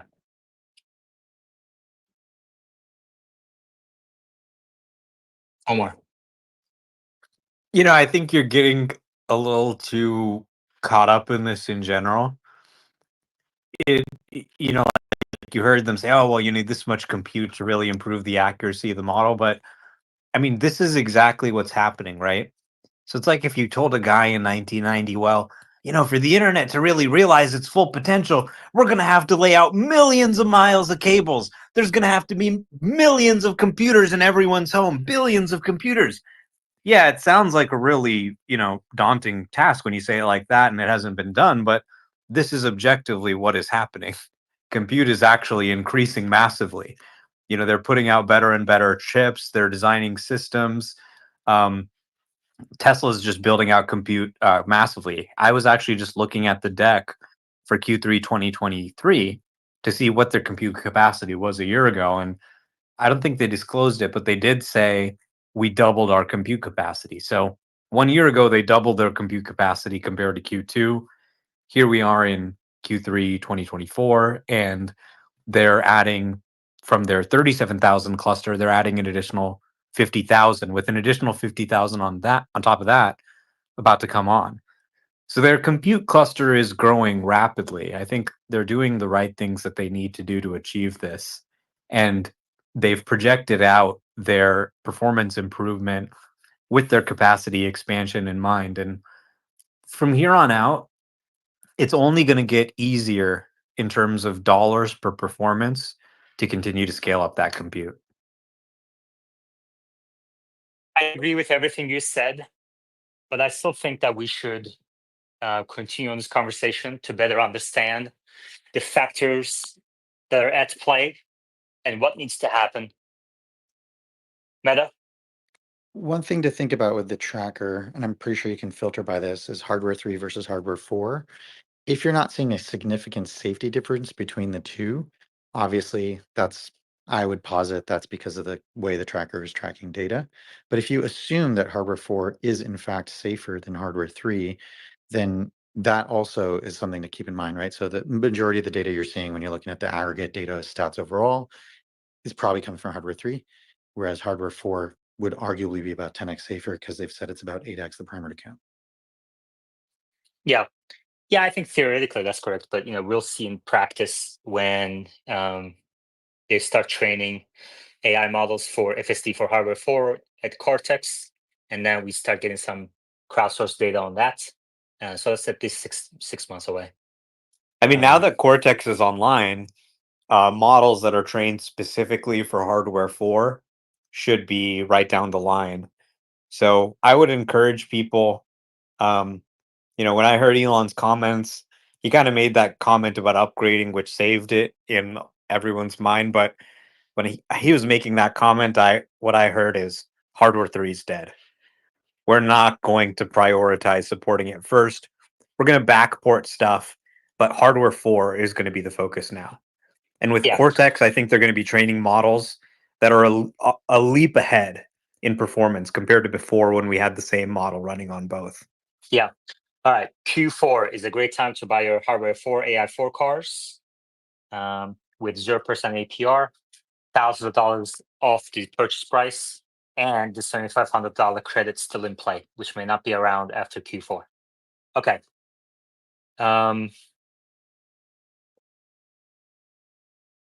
So AI5 will be 10x more powerful than AI4. We know that already. Meta? I don't know if we know that. I was just saying that based on 3 to 4. No, I have heard Elon say that. Obviously that's sort of a rough projection, but yeah.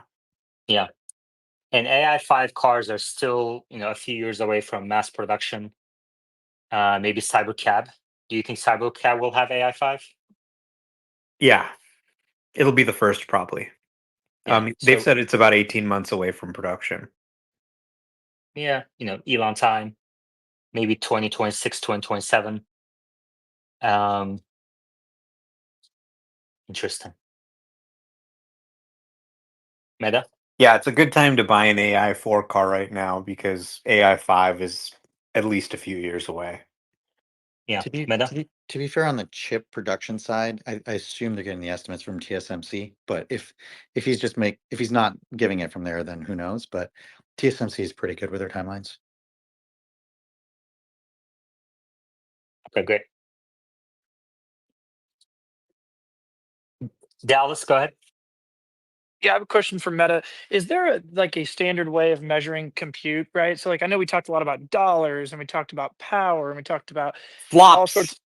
So it's Floating flops? point operations per second. Flops. Okay.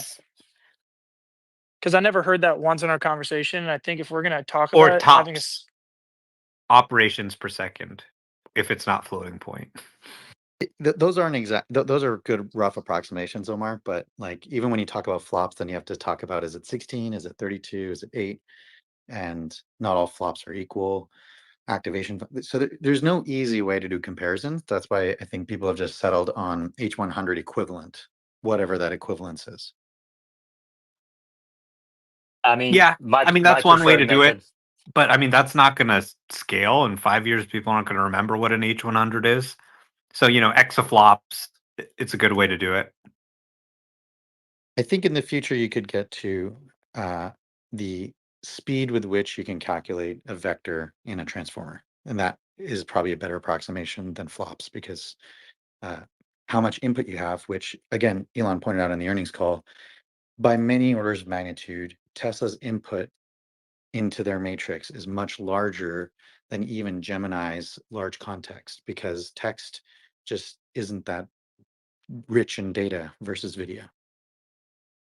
Yeah, so obviously it's not a perfect approximation. Some chips do things better than others, but just operations per second, right? That's kind of the core of it. So how many math calculations can it do in 1 second?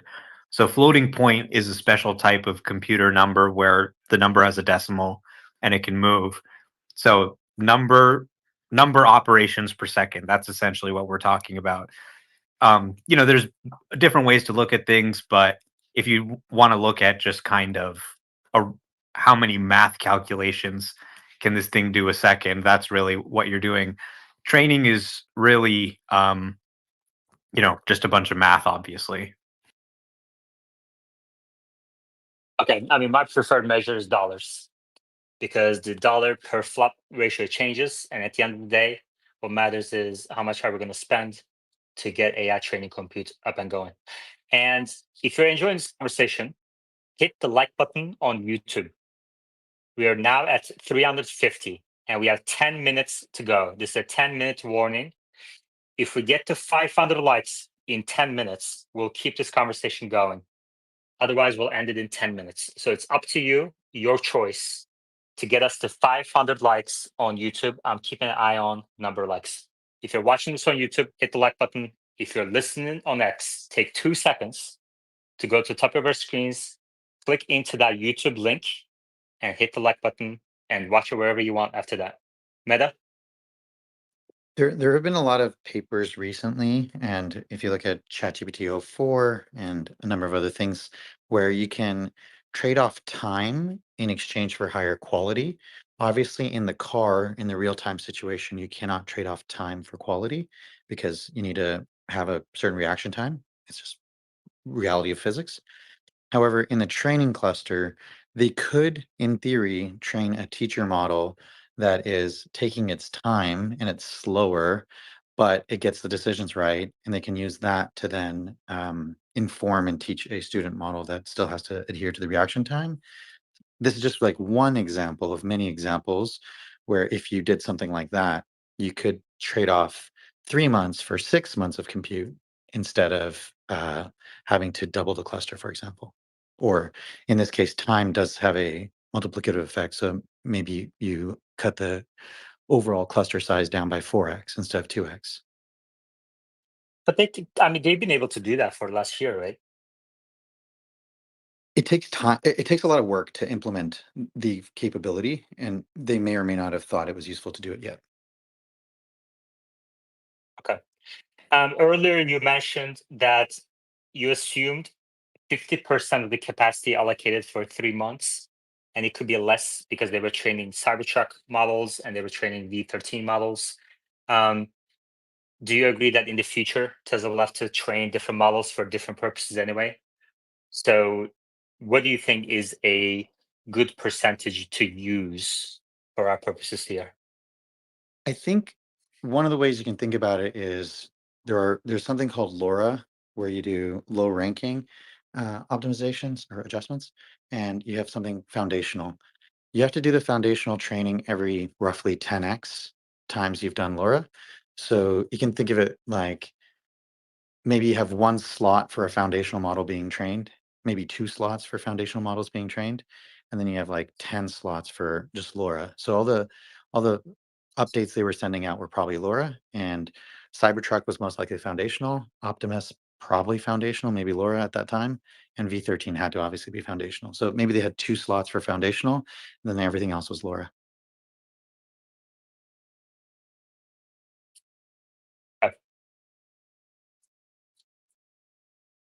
So maybe like 40%. Okay, 40%. I'll pencil that in here. These are, of course, estimates. I recognize they can change over time. We have 7 minutes to go to get to 500 likes. We are currently at 380. So we have 400 people in the space. 70 of you have to get up there to keep it going beyond 10 minutes, 7 minutes. Okay. Meta, did you answer the question? I don't think you answered the question. I understand there's a lot of variables, but to the best of your ability, do you think the AI compute capex that's needed in the future is in the tens of billions of dollars range or hundreds of billions of dollars range? I think it's prudent for them to spend in the healthy 10 to $50 billion range. Yeah, and Tesla has obviously cash balance right now to keep that going. Do you think Omar mentioned earlier that Tesla will continue to invest in its AI training facilities everywhere, including California, New York, and now Texas? Do you think those 3 will be enough, or do you think other major steps need to be taken, like building another facility, maybe in Giga Nevada, or even the small module reactors, or fields of solar panels to get this to scale? I think if power isn't the issue, they probably want to centralize as much of it as they can, because co-locating the compute reduces the data moving cost and all the rest of the costs associated with training. I mean, Gigatex's Cortex is a huge facility, obviously, but it's nowhere near the tens of billions of dollars of range that we discussed earlier. I mean, I guess they can build more facilities there, but I don't know. As long as they're close enough and they have high internet connect, maybe they can get away with it. But the other thing they can do is, for example, they could train Optimus in one place, FSD for Cybertruck in one place, the foundational model for the next one in another place, etc. Do you think the models for FSD versus Optimus are starting to diverge? As you remember, Andrew Carpenter has talked about how the first demos of Optimus, the first tests of Optimus were done in a parking lot because Optimus thought it was a car. Yeah, I think they started to diverge. I don't think FSD knows how to hand people gift bags. Yeah. So I guess you need two separate clusters then. It's ideally you want to train Optimus maybe in California and then train. I'm not, but they're going to do Cortex for Optimus, right? That is my understanding, yes. Okay. Full 2035. Yeah, this is a little out there, but do we think Elon has any ambition to do nuclear or some other way to power all this data centers? Yeah, that's what I just asked. XAI's data center is powered by natural gas, so I think he's just kind of pragmatic about getting the power in there. He's obviously a big believer in solar plus batteries. Okay. Listen, everybody, we have 400 people in here. We have 130 people watching on YouTube. We have 4 minutes to get to 500. Otherwise, I'm cutting it off. Okay. I'm sorry to be harsh about this, but the 11th player on the soccer field, the fans need to show up. All right. Soccer teams have 10 players. The 11th player is the fans. The fans need to show up. I need you to show up. Okay. Go to the top of our screens, hit that like button. Let's get to 500 likes. We're going to take 30 seconds for people to do that.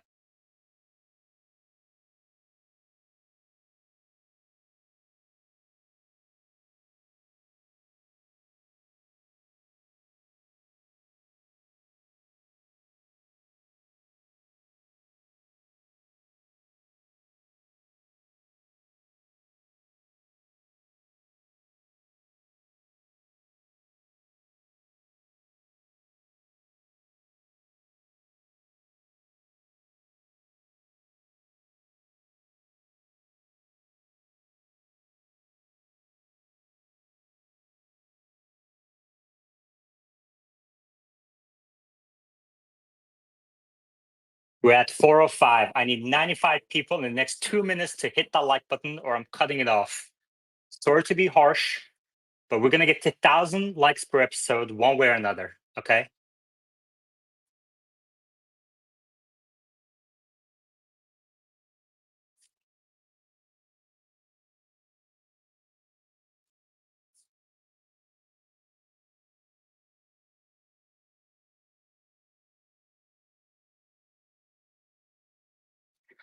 $415. Need 84 more.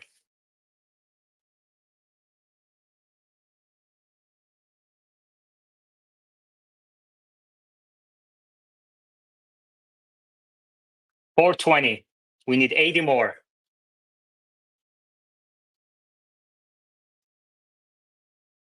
Here's what we're going to do from now on. We're going to start the space once we get to 200 likes. So I'm going to be, even before we start the space, we're going to get to 200. And every half hour, we're going to get to 200 more. And that's how we're going to get to 1,000. We have thousands of people listening every single episode, tens of thousands listening on a weekly basis. 1,000 likes per episode shouldn't be that hard. 425. We need 75 more.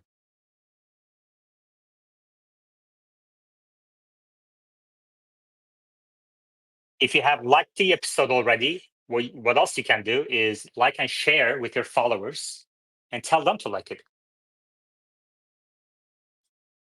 And Omar will pay you $1 million per episode when we get to 1,000. Okay.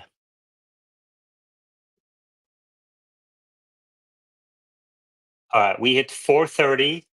Habib just sent $10. He said, keep it going. Habib is a big fan of Meta, and he's been lobbying forever to bring him back here.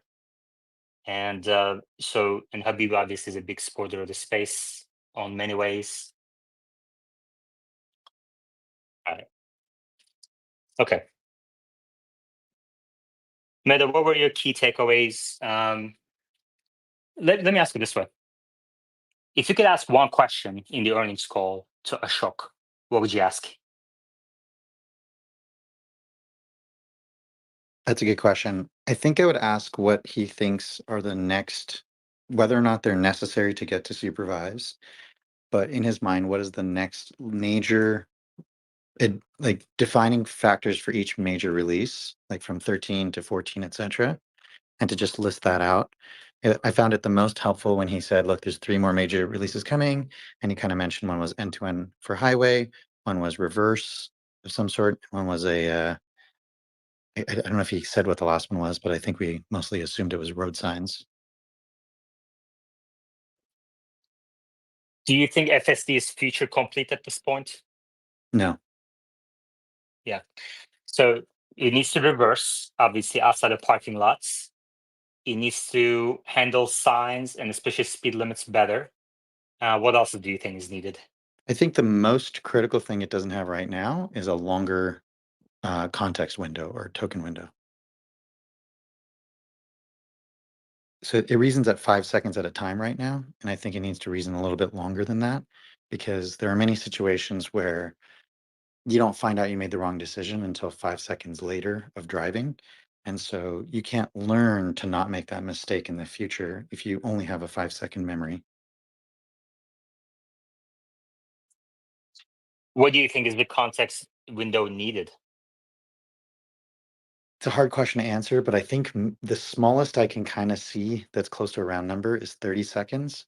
And the way I got to this was once being on a highway where there was a backup of cars, just kind of like seeing how long it took for the car to get to the front of that backup and realize it shouldn't have done that because it's jumping ahead of the queue. Okay, you cut off there for me for a little bit. Omar, were you able to hear the entire thing? Yeah, I could hear it. Okay, Meta, can you repeat what you said about why 30 seconds? It is a guesstimate, but the way I was arriving at it was once I was on a highway, there was a very long backup to people trying to take an exit, and the vehicle went into the lane next to it and went all the way to the front and tried to cut everybody off. And I'd say it was roughly like, maybe 20 seconds, and I rounded up to 30. Gotcha. Okay. So to go from 5 seconds to 30 seconds, what do you think is needed in terms of inference compute, training compute, or data required? I think there's plenty of room. I did the math on this with machine in a post once, so I'm just going to go by memory, but we could dig up the actual math there. But based on it being 60 frames per second today, you kind of get a sense of what the reaction time is. Now, obviously, you don't get the compute for free. So even if you assume that it's somewhere in the 10 millisecond range, that would give you about 10x the buffer to before your reaction time is as slow as a F1 driver. So making some assumptions here, but if that's where we are today, then they could easily expand the token window by doubling it. In theory, right now they have 60 frames per second for the first 5 seconds, and for the remaining 25 seconds, they could sample it at, say, once every 15 or every 7 or 6 frames instead. Because I don't think you need to have like a clear, vivid understanding of what happened in the past. Temporal decay is okay. Okay, great. Great. If you did not understand that last part, you should listen to it as many times as needed. And with ChatGPT open, and ask all the terms, especially the speakers. This applies to all speakers. So the 28 people in the speaker DM group must understand what was discussed in the last 20 minutes.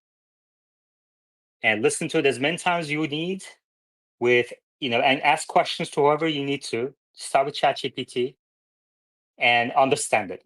Okay. It's going to be obviously very critical going forward. All right. Meta? By the way, did you notice in the earnings call when Elon was dancing around describing knowledge distillation and he all but said the words? Yeah, exactly. Yeah. I mean, that last part is exactly what we've been discussing here for 2 years.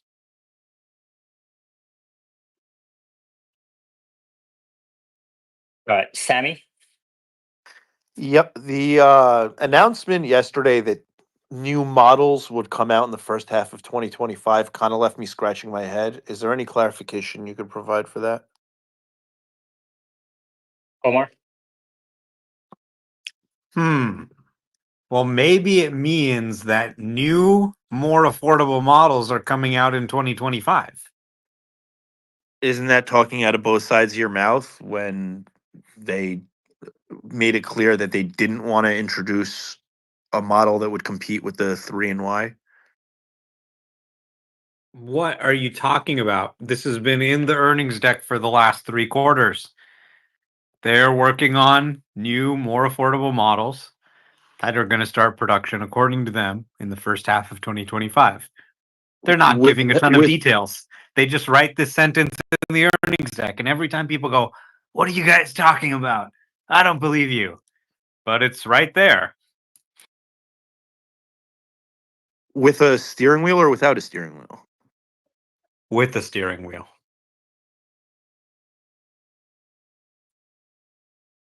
Okay. Meta, we have a question for you from YouTube live chat from No Clue. What does it take to increase the token window? Is it obviously inference computer is one, but alternatively it could be compression, I'm guessing. Meta?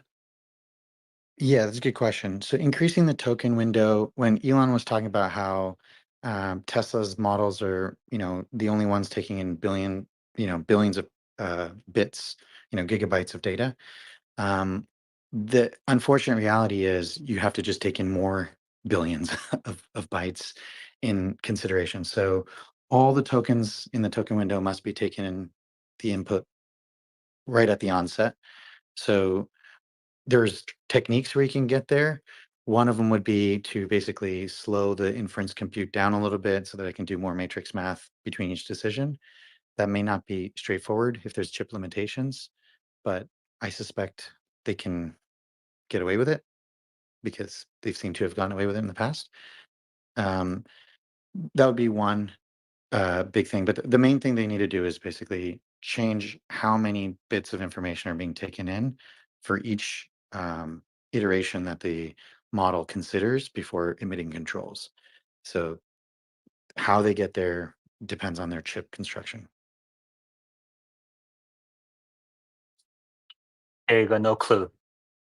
Wes Wallen is in YouTube live chat and says, not necessarily, you could save areas of intent from past frames.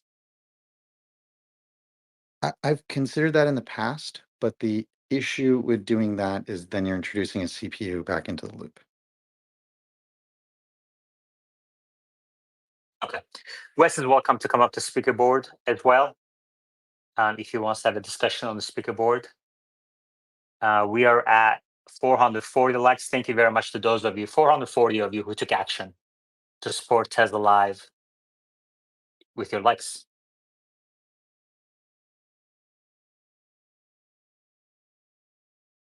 Yeah, we have a lot of work to do to understand this part a little better. Sultan, any questions for Meta?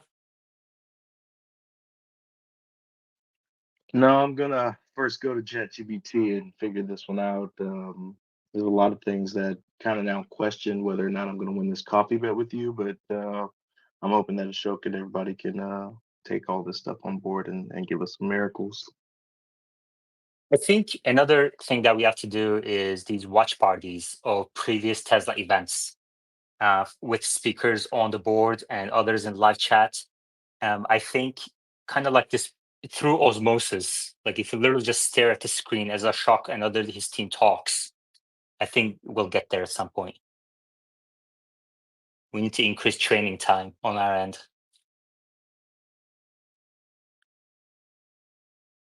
Meta? If you want a metric, according to Malcolm Gladwell, you need to study something about 5,000 hours. So you need to figure out when you get to 5,000 hours in your spaces and watch parties combined. Yeah, exactly. Wasn't it 10,000? What happened to 10,000 hours? Oh, Why is it I 5,000? might have misremembered. Maybe it's 10,000 Oh, okay. hours. I was like, what breakthrough did we have here? We have end-to-end AI on the board. Wes, welcome back. Hey, I'm happy to participate if you get above 500 likes. I could regularly participate again. There you go.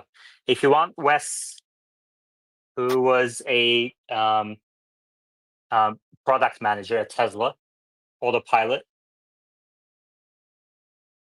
click the like button. And Yoda is on the board as well. Okay, cool. The bar just got raised on the speaker board. For those of you who are looking to join the speaker board, you're gonna have to try harder. You're gonna have to, and it's not gonna be just about ChatGPT feedbacks. You're gonna have to actually pick up the pace on these technical terms, technical discussions. Yoda? A question for Meta. If a longer contracts window is beneficial, what happens to the initial, let's say, 10 seconds of the drive, or let's say you're stopping at a red light and then you're starting again, whereby there's sort of a lack of that extra seconds. And then related is kind of compression of the context window down to its plot, the key plots that matter, a way of kind of saving the data requirements. The thing you're referring to, I think, is downsampling. So that's kind of like the easiest way to think of it is when you're sampling frames, you put all the odd frames in one buffer, all the even frames in another buffer. And for the first 5 seconds, you sample from both. And for the remaining 25 seconds, you only sample from whether you're on an odd time now or an even time now. That would be a simplistic way to think about it. Obviously, you can change the numbers there very easily. Yes, that is a way to reduce it. And so when I said temporal decay, that's what I was referring to as well, is that you could slowly decrease your sample rate over time as you're looking back further in the past. And to answer the other question about the red light, the fact that you've been stopped at the red light for 10 seconds means that when you start driving, you're only going to know about the last 10 seconds. But the token window actually is more about forward looking. So in inference time, you're predicting what's going to happen in the next 10 seconds or the next 30 seconds versus what happened. So the context window at inference time is more about projecting out what is likely to happen. And during training, you're using historic events, knowing exactly what is going to happen to grade it.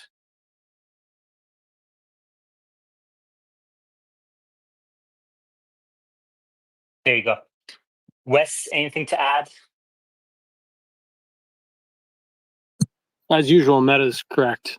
I think the important bit is if there is a context window that could be lengthened, why haven't they tried that on a much larger memory surface and shown that greatly improve their reliability? I would be interested to know the answer to that question.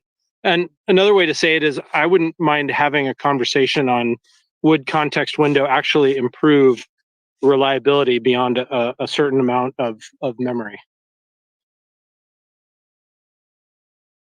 Meta? Yeah, I agree that it's a good question to ask, but we have to think about all the different things they have been fixing that didn't require a longer context window. And if you think the way Elon does, more tokens is kind of like adding more parts, right? If you don't need them, you're kind of wasting capacity, space, memory, whatever you want to call it. They just got off of heuristics on and onto end-to-end for highway. So whatever compute they freed up wasn't really even available for them to start utilizing for these purposes until just recently. So that's a big part of it. And I think it's fair to say hardware 3 is running at its, max capacity. So I think they only they have to prioritize what they can fix and rewriting everything. I suspect if they do release a larger context window, it'll start with Harbor 4. Omar? Yeah, I mean, maybe just in terms of the idea of a context window, these FSD models obviously have much larger context in the sense that they're taking video input, but they're very different from LLMs in the sense that with a language model, a much larger context window can allow you to do a lot more, put a lot more data in the prompt, that type of thing. With driving, the usefulness of context further back, I think, diminishes exponentially. So, probably the most recent frames are going to be weighted most heavily in terms of what's going to guide your past decision.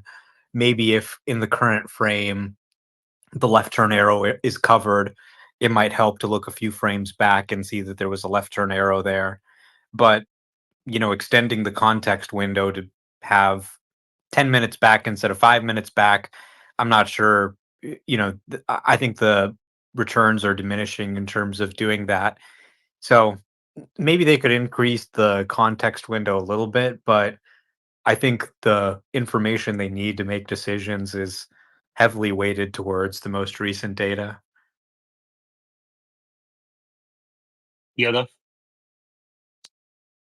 Yeah, I think this sort of reminds me of, I think, what Elon once said, which is driving for the most part for humans is about forgetting uh, what what you just saw, um, and that's obviously more efficient for our neat brain to process. And we can all try this, on our next drive. Is that a lot of times you can't really remember what you just drove through, a few seconds ago. And maybe we just try to remember the most critical things. If you pass by a ambulance, maybe that's something you'll remember, but you can't remember, what someone was wearing. Obviously, as just something you drove through 5 seconds ago. Wes? Yeah, while I love the conversation of context and token memorization and memory, I think it's also important, and not like what Omar said, is that some things are more important than others. And that's why I was saying that, and I see what Meta said about you involve compute. I was saying this was in the pre-compute. This would be something that is held in a different part of memory and part of their control loop. That if you had older frames that had areas of intent, those could be weighted higher. That would allow you to kind of lengthen your context window without diminishing the kind of localness or the real-timeness of the most recent frames. This is like a real problem with the camera because it can't see as far and can't see through cars anymore without radar. So it's only seeing, like in your example, this backup on the highway. There's very long backups, but it can also read from traffic data. So I'm not sure that that's like maybe the highest priority item, like we were discussing earlier. But yeah, it's something that I think that they could hopefully expand. I just think that there's lots of ways that they could do it and play with it. I just wonder what they've tried already. Meta? Yeah, I think there's I agree that it wasn't the highest priority. That's why they didn't do it, right? So end-to-end highway, there's things getting reverse working. Those are more important to start. But when you think of things like a flashing red, you know, that might be like about 4 seconds for you to realize that it just goes red, not there, and red again. It might be too tight of a window for the AI to confidently conclude it's a flashing red and not just that it went out as a light or something. Whatever the case might be, you have to remember, even though it has a 5-second window that it's looking at today, it doesn't mean it's perfect from the very first frame. It takes a few frames for you to kind of like spool up the neurons. So something less than 5 seconds is what it's actually operating on today. And the other thing, the very important thing to know is that token window isn't for what happened. Yes, you have to feed it what happened, but then it predicts what's going to happen. So it uses a similar window for prediction. Maybe you could train it with a 5-second window and then predict out 10 seconds, but I don't know how easy that is to do. This is a core difference between how Waymo and Tesla have approached the problem. The way Tesla was approaching the problem with V11 was a perception stack talking to a control stack. Now they're connected together. If you had two separate stacks, you could have the perception stack write out what it's perceived, and then you could sample that at a longer window, which would be much smaller in terms of data. But obviously, we're at V12 now, not at V11. Okay. Meta, let me ask you a question. Tesla, a few years ago, I think it was like 5 years ago, acquired a small company that was working on reducing the amount of data needed to train to improve AI models. I forget the name of the company, but last 5 years I think shows that maybe those efforts didn't really pan out as expected, and because still these AI models need vast amount of data, billions of miles of training, to even produce what we have today, let alone the additional 4 more nines that we're going to need to get to robotaxi level. Do you agree so far? I'm not sure I agree, because I think the majority of the data they needed, so there's 3 stages of data, right? One is just observing humans driving. One is making suggestions to the humans and humans take over. And the third one is where the humans aren't taking over, but maybe they're uncomfortable at times. So you need other ways of looking at the data. We're somewhere between 2 and 3 today, but we're certainly not at 1 anymore. And that was probably where they needed to collect the most amount of data. And clearly they've made it past that point. Okay.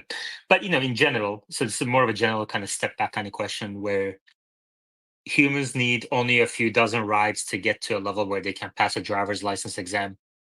Do you think FSD will ever get there, where you don't need billions of miles of training, tens of billions of miles of training data? I mean, it's theoretically possible, but I don't think the AI industry as a whole is even in the ballpark of that today. Like, we're not even in the Okay. ballpark next to the ballpark. So there is nothing in the pipeline of research that will lead to that kind of step change. There are people doing research that if it panned out, that it would lead to that step change. But I don't know if Okay. those will pan out. Okay, got it. Omar.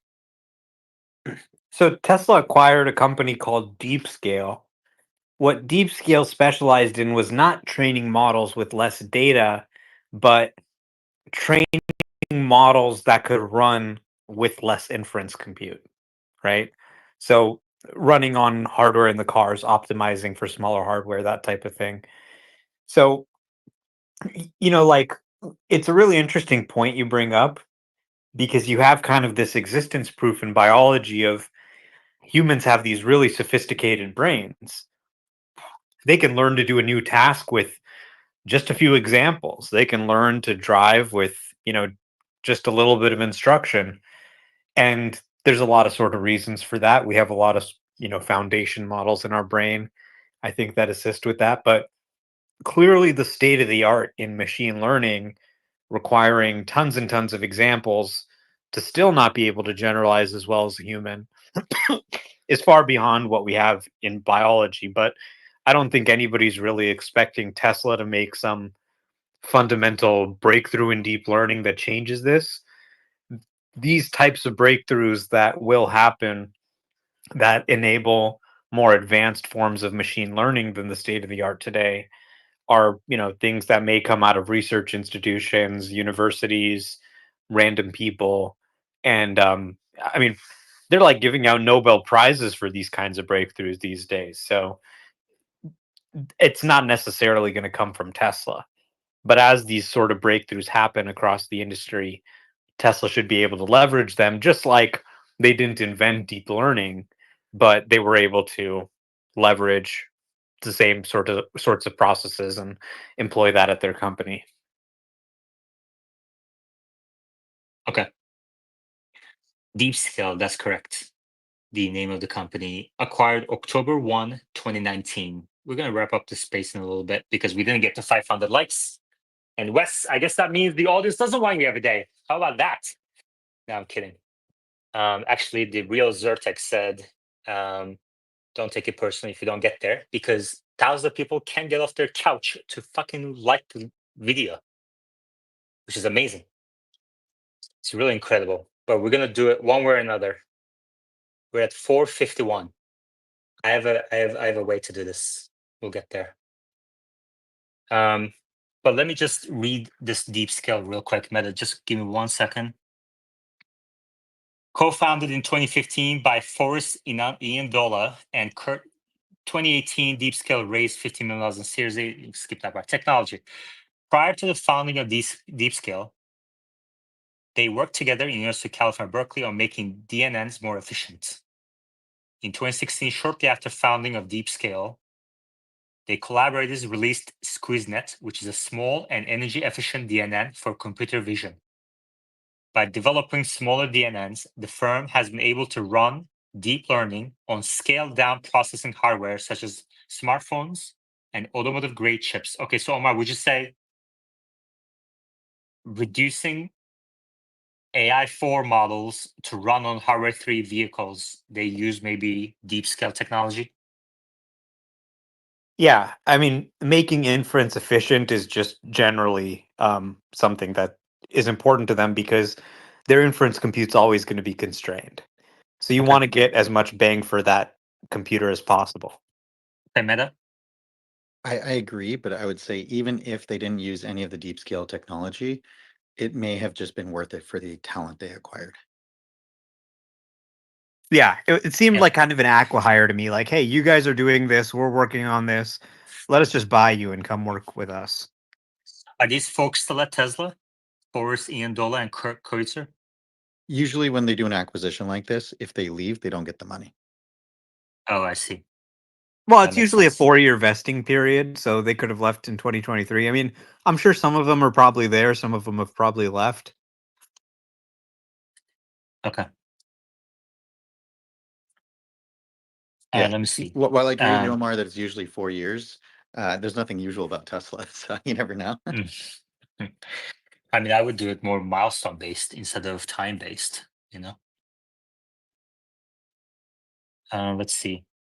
In recent years, neural architecture search has begun to outperform humans at designing DNNs that produce high accuracy results while running fast. In 2019, DeepScale published a paper called SqueezeNAS, which used super network-based NAS to design a family of fast and accurate DNNs for semantic segmentation of images. The paper claimed that the SqueezeNAS neural networks outperform the speed accuracy trade-off curve of Google's MobileNet V3 family of neural network models. While Google used thousands of GPU days, yeah, we should talk about that way, GPU days. While Google used thousands of GPU days to search for the design of MobileNet V3, DeepScale used just tens of GPU days to automatically design the DNNs presented in the SqueezeNAS paper. Okay. Product. 2 more paragraphs. The firm develops perceptual system software which uses deep neural networks to enable cars to interpret their environment. The software is designed for integration into an open platform where a wide range of sensors and processors can be used. The software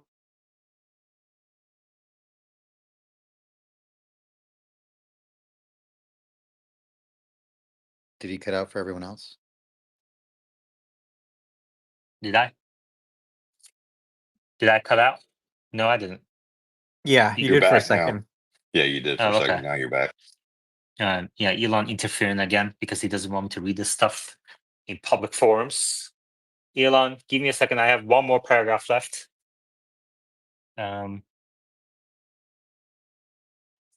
In January 2019, the firm launched an automotive perception software called Carver that uses deep neural networks to perform object detection, lane identification, and drivable area identification. To accomplish this, Carver uses 3 neural networks which run in parallel. Okay, we can skip that one. That's probably just old. And then there's some. Okay, great. Yeah, this is I'm gonna look into that paper that they published, and we're gonna discuss this in AI amateurs, which I see Robert Scoble in the audience. Robert Scoble is a regular speaker there, and Omar as well. And that's on Monday nights, 8 p.m. Eastern, 7 p.m. Central, 5 p.m. Pacific. Meta? Different topic, but I was thinking in the back of my head about the question you asked about what question would ask Ashok, and I'd like to change it if that's okay. Yeah. I think I would ask him what percentage of their release time is spent on validation and how they're planning to speed that part up. Yeah. Yeah, exactly.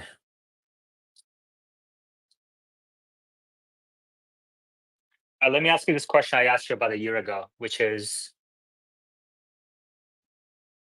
what factor would you change to get to FSD unsupervised / robotaxis? I think it's pretty much the same thing. Is it AI compute? Is it inference compute? Or something else? Data. Really? No. I was saying that something else is data. That's not my Yeah, answer. okay. I was going to say, wow, that's surprising. Okay, what's your answer then? Inference compute. It's still inference compute like it was last time. Still inference compute. Okay. Yeah. Data is the last thing I would change. All right. Do you think it's AI 5 that's going to get to robotaxis first, or AI 6? I think AI 4, but we'll see. I would add another category, and I think that might be the new bottleneck, and that would be the amount of high fidelity simulations they have to move their validation from real world driving more to software instead. Okay. So improve simulation capabilities.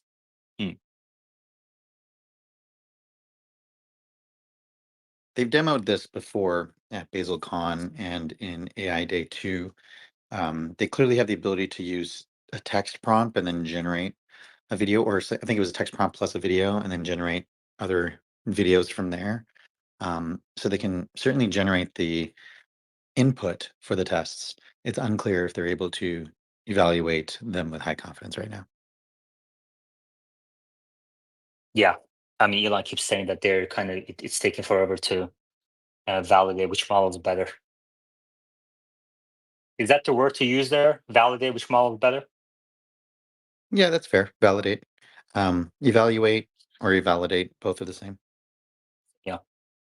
Usually you evaluate before you validate, but I don't think the distinction is important. What did you think of their announcement? By the way, we are only 33 likes away from 500. Only 33 likes away from 500.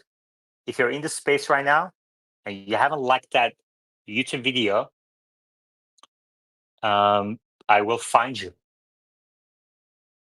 I will track you down. I have a set of skills that you don't want to see. So go up to the top of your screens, click into that YouTube video, like it, help us get to 500, which is 50% from our goal to get to 1,000 likes per episode, which is when we become contribution margin positive. And Cybertruck got the gross margin positive. We're not even that contribution margin positive. So Cybertruck is tracking ahead of us. Let's at least beat Rivian.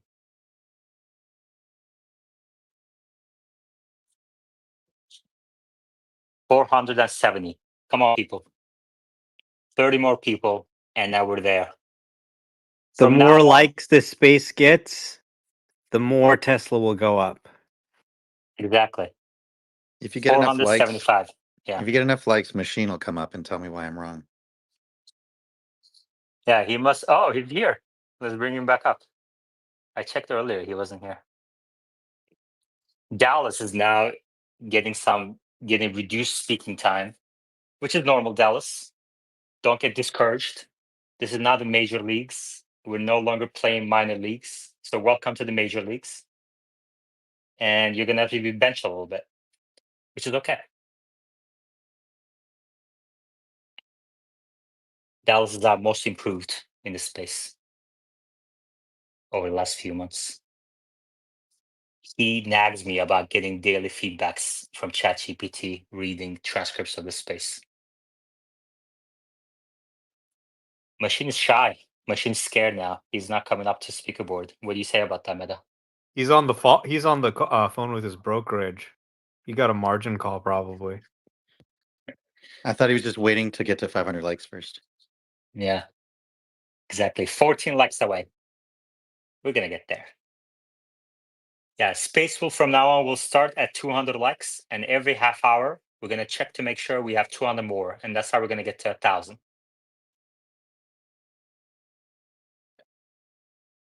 Out of curiosity, why do you need to get to 1,000? That's my Like one. estimate of where we get to contribution margin positive. Because the number of likes pushes it out to new viewers. So 10,000 subs and 1,000 likes per episode, making some assumptions on ad revenue is how we get to contribution margin positive.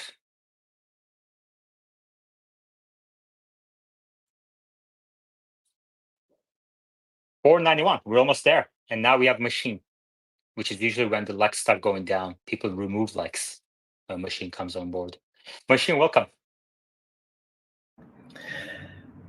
Much like Tesla's Q3 has a peak in operating profit, it'll probably go down in Q4. I expect the same for your space, a descent in Q4,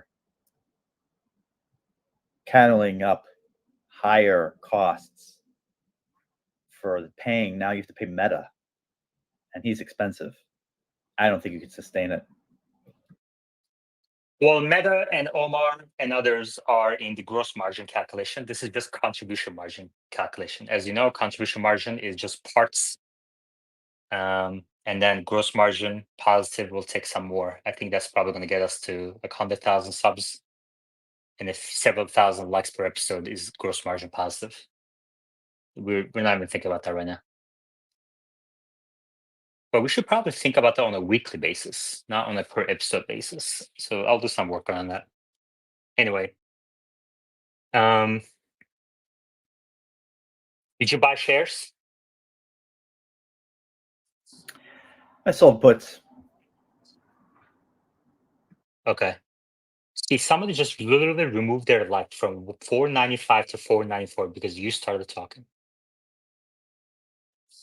You sold puts. Okay. At what strike? 200?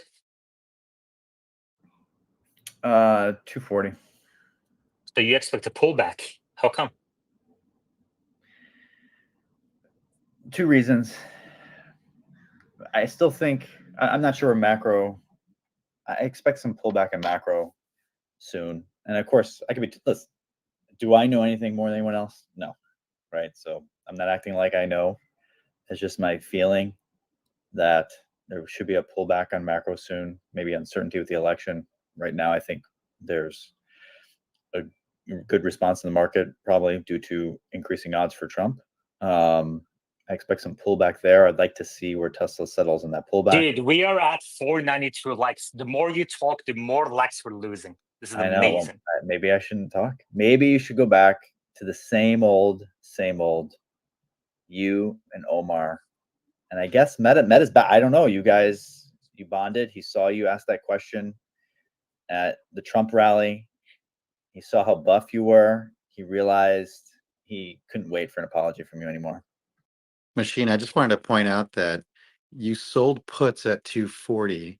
And when Yaman asked why you were thinking a pullback was going to happen from 200, your explanation is that you think there could be stuff going badly. But if you sell puts, doesn't that mean you think it's not going to go below 240?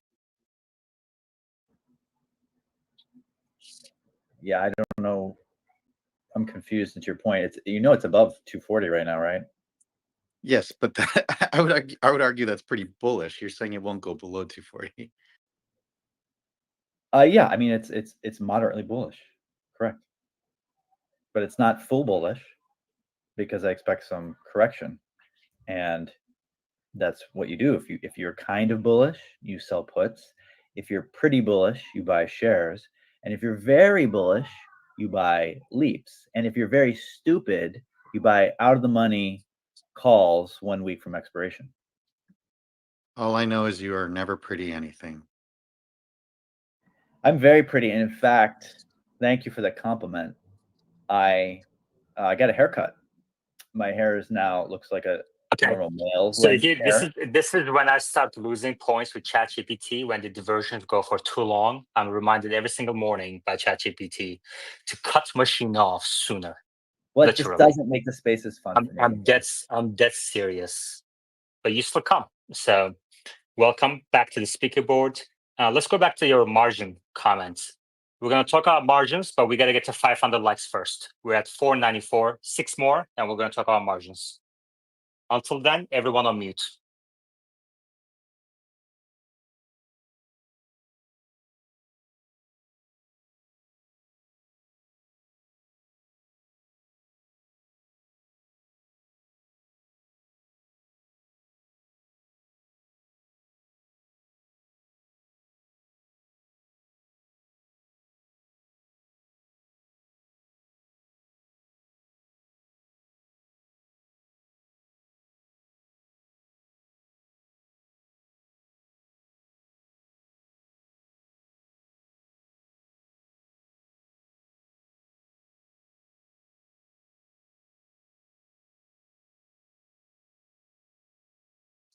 $497. We need 3 more. 3 more likes, and we can continue.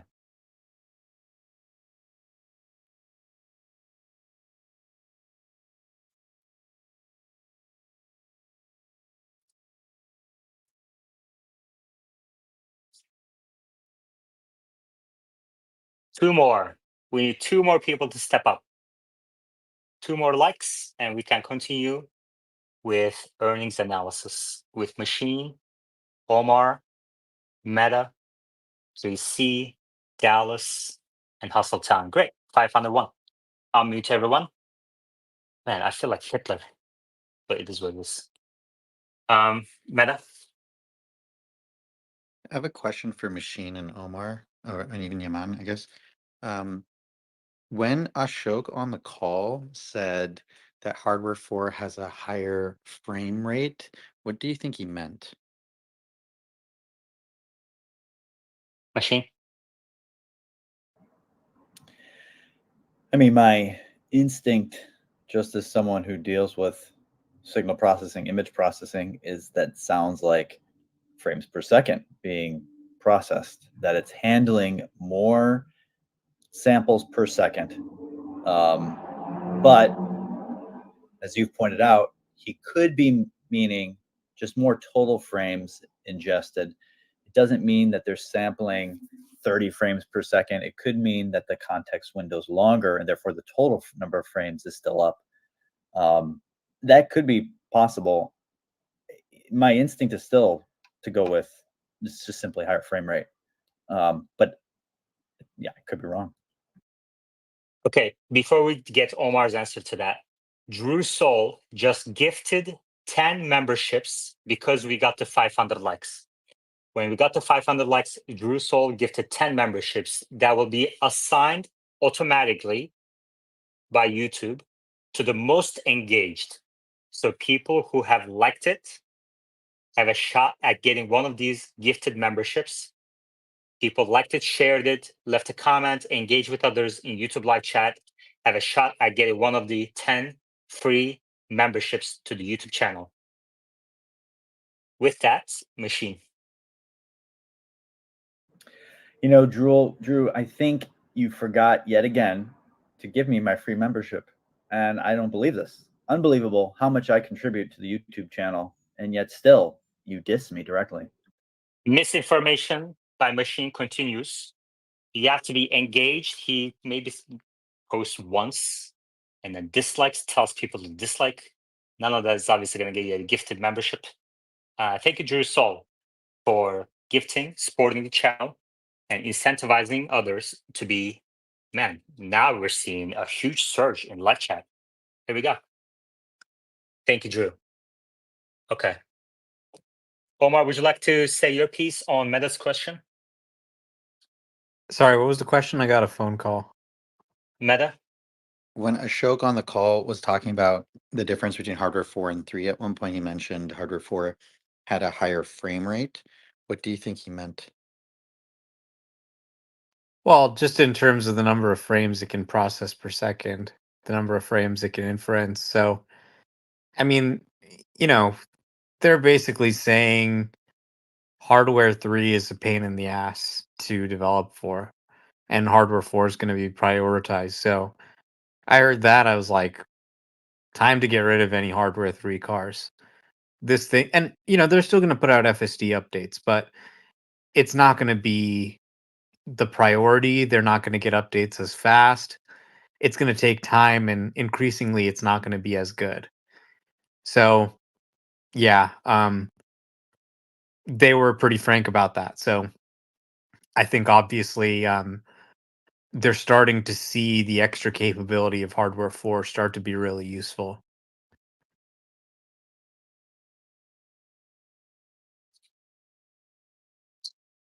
All right.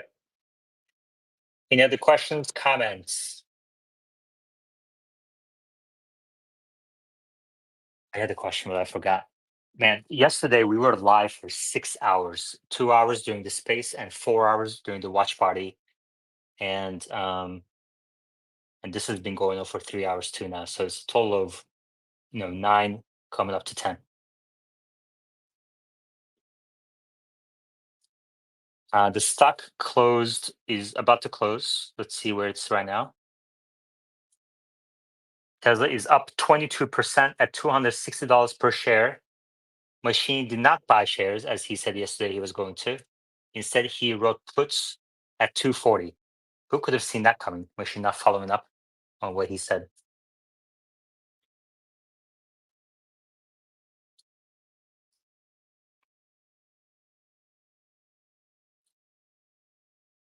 Hit hard. Go ahead.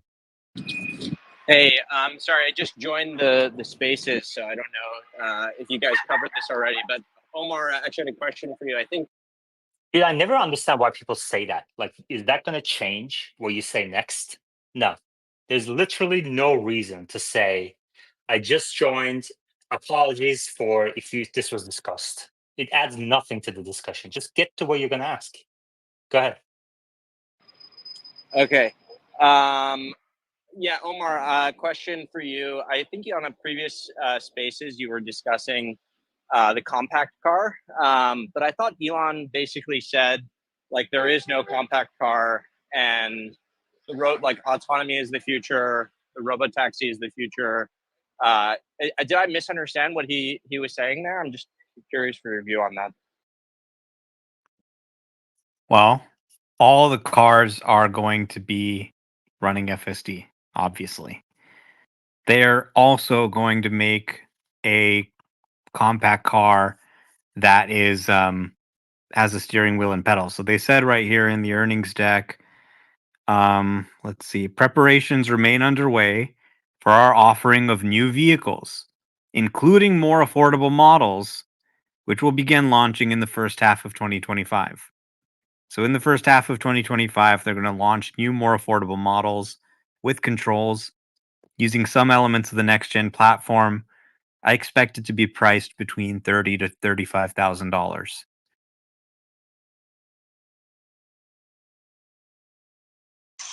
Got it. Makes sense. Dallas. Were you surprised to hear on the earnings call that they've been testing for internal use with the employees of ride-hailing service in the Bay Area for the better part of the last year? Yeah, I was really excited to hear that. A lot of people have been asking them to do a supervised service. They said, hey, not only are we doing it, we have already been doing it in the Bay Area. So they're already testing that ride sharing app. They should be ready at some point to launch supervised, if not unsupervised, ride hailing. And I think they should launch it supervised if they can, launch it nationwide, get that ride hailing service going. But good to know they're already doing internal testing. Dallas. Yeah, follow up to that. Will you do everything you can to squeeze a sneak ride into one of those since you're in the area? Well, I'm not a Tesla employee, so they won't let me, go in there. But, I imagine the experience isn't that much different than what I have in my own car if it has a safety driver.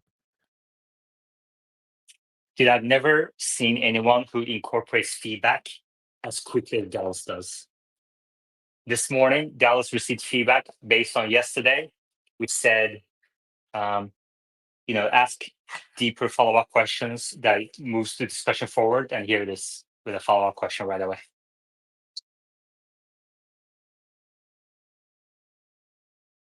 Amazing.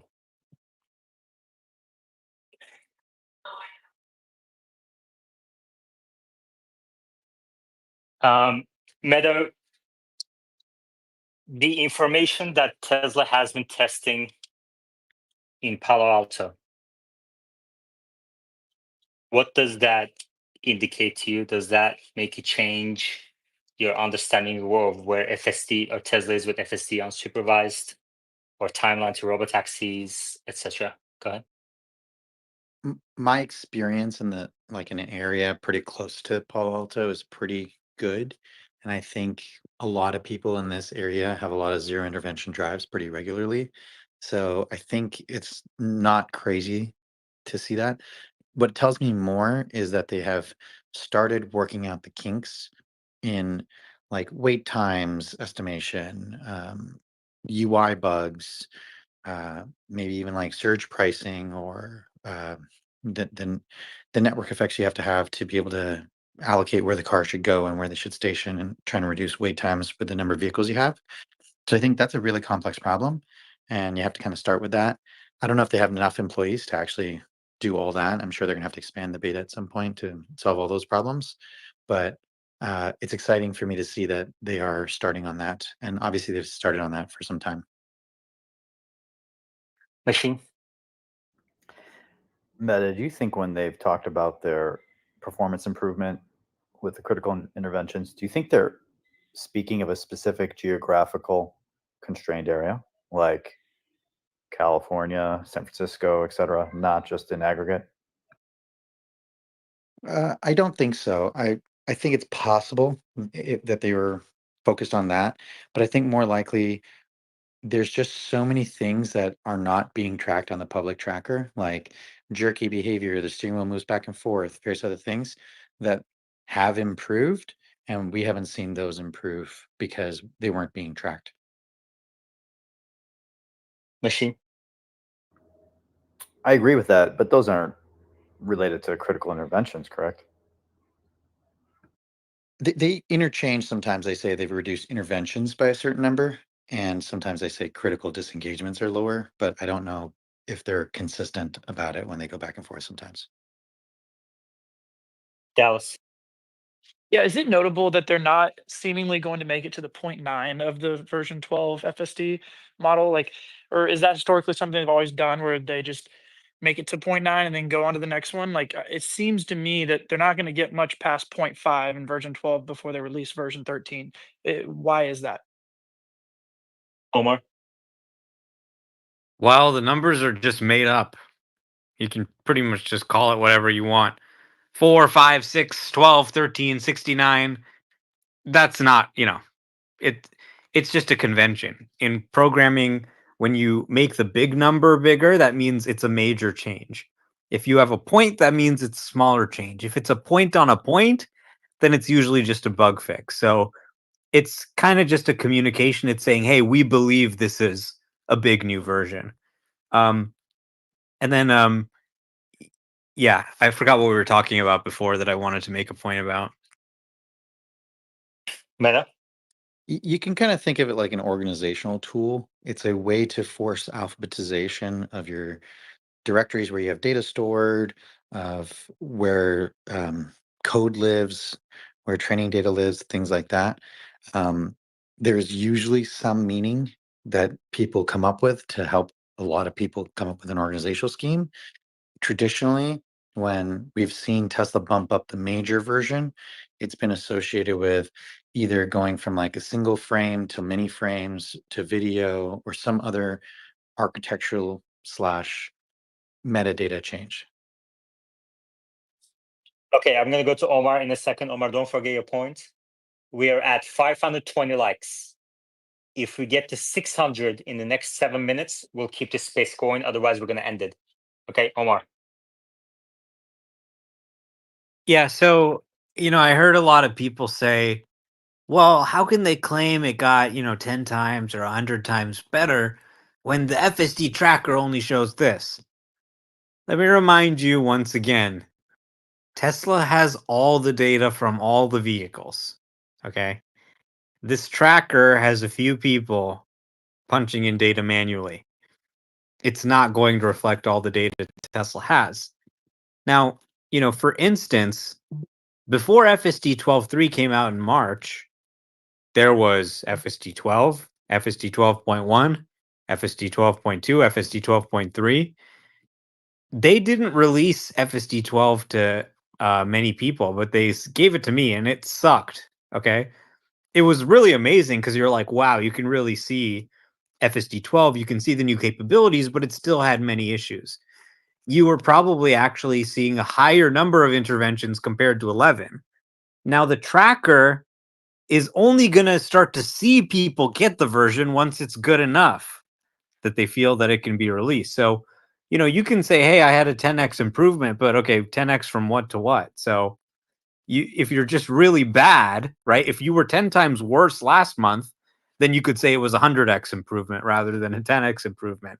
But that tracker is really only obviously capturing a random subset of people. It's not going to be representative of the whole fleet. And it's not going to show every version that came out because most of those people aren't in the early access program.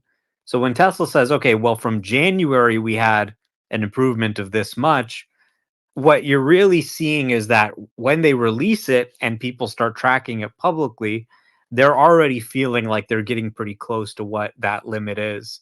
And that's why you're not seeing as great of an increase. But if you were to really, even with the tracker, measure that early version compared to now, you'd see what they were talking about. Meta. Yeah, it's a very good point. The tracker, there was a chart that somebody published today, and that starts from 12.1. And thank you, Omar, for giving me a ride in that. It was definitely worse, right? The red hands Yeah, came up a remember lot. what happened, Meta? Like, what did Yeah. it do? It was like It was just almost red tried to hands kill. every corner, every rain. It like would stop at a stop sign when there was a stop sign at the next street. It was just Oh was yeah, doing a lot of no, dumb things. it would stop at a stop sign until the light turned green at the next intersection. I think it like almost tried to crash into the divider, taking us on the freeway. But Meta and I were just kind of like, ha ha ha, it tried to crash into the divider because Oh we yeah, were just so it totally excited to tried to try hit the car. V12. Tried But to hit yeah, the car that was merging. right, yeah, it tried to hit another car while we were merging in. So I mean, these are the kinds of issues we see in early builds, pretty commonly. And by the time it gets out to everybody and they start tracking it, it's already improved quite substantially. Meta.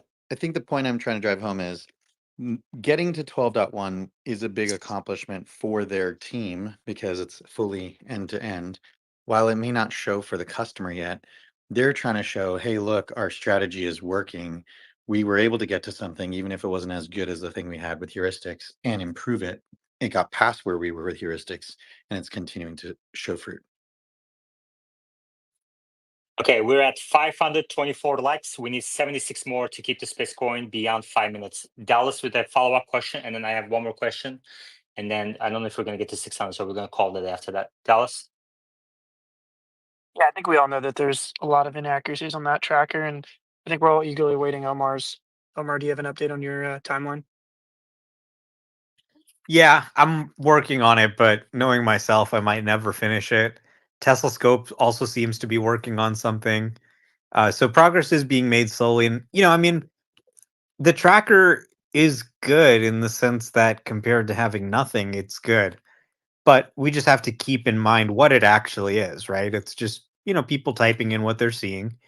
And anybody can actually do independent testing and see how often the thing is messing up. So I think our data sources are going to continue to improve. We can look at this data as Tesla Scope comes out, as my little project comes out, maybe eventually, and as other projects come out, other independent testers test this. We're going to have more and more data about this, especially as it becomes more material to Tesla. So always understand the limitations of the data sources, but things are getting better and better. Meta, do you look at FSD tracker? I do, but not religiously. Like how often do you look at, for example? After a major release, kind of. I don't really judge it as a gospel because I see it as like the tail, like the very, very last stuff. Critical disengagements are probably the hardest things to solve, not the easiest things to solve. Yeah, I mean, I actually haven't looked at it in a while, in several weeks, because it doesn't change much, honestly. Yeah, that's going to version to be version. That's going to be the great thing about Tesla Scope system and my system is these new systems will pull data directly off the car. They'll be real time. They'll update not just day by day, but even hour by hour. You'll be able to see things. So that'll be a big improvement. With a system where people are voluntarily submitting responses, responses tend to be heavily weighted towards when the version is new. Because after a month or two, people are no longer excited, about this new version. It kind of trails off. But then you also kind of bias towards the beginning when there are more issues as well. So an automatic system based on the API is obviously preferable.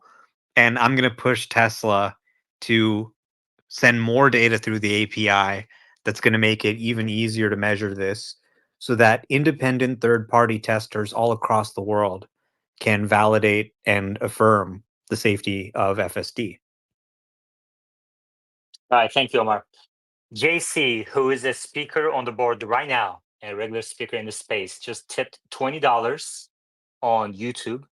Says to say thanks to the guy who hosts the space and teaches us the most. Half is to say thanks. The other half is for my first chess training session. All right. And then I want to say thank you to Habib, No Clue, Drew Soul for the 10 memberships, which are going to be automatically assigned by YouTube to the most engaged. So like, subscribe, engage with others in live chat, watch hours, share the space. People who do that the most will get the 10 free memberships. And Jeffrey Jones and Ramon Cruz for your super chats. Tesla today closed at 20% higher than the previous, $260 per share. Omar, what do you think is next on the share price? I have no idea. Okay. Meta, what do you think? I'm going to opt out of share price conversations. Okay. And a quick word for our sponsors. In the meantime, please go up to the top of our screens, click through to the YouTube, and hit that like button. Word for our sponsors. Tesla Live is proudly sponsored by Paymore, your trusted destination for buying, selling, trading, and recycling used electronics. Join the Paymore revolution today. Visit one of their 100 stores near you or check them out online at paymore.com. And Tesla Live is proudly sponsored by Joa, your go-to source for premium Tesla accessories. Use our exclusive code TSLA Live to get a 5% discount at the checkout.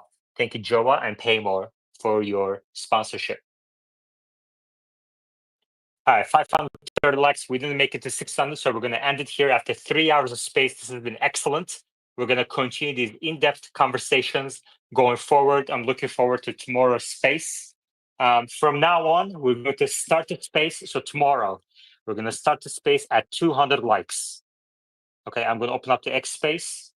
As you come in, just like you go to a restaurant, check your coat, hit that like button, and on the way out to pick up your coat, hit that like button if you joined us later. I'm going to leave the X space open for the next 5 minutes while YouTube ends. And so on your way out, go up to the top of our screens, hit that like button through that link to YouTube. Thank you very much, everybody. Thank you to all our speakers. Looking forward to tomorrow. Take care.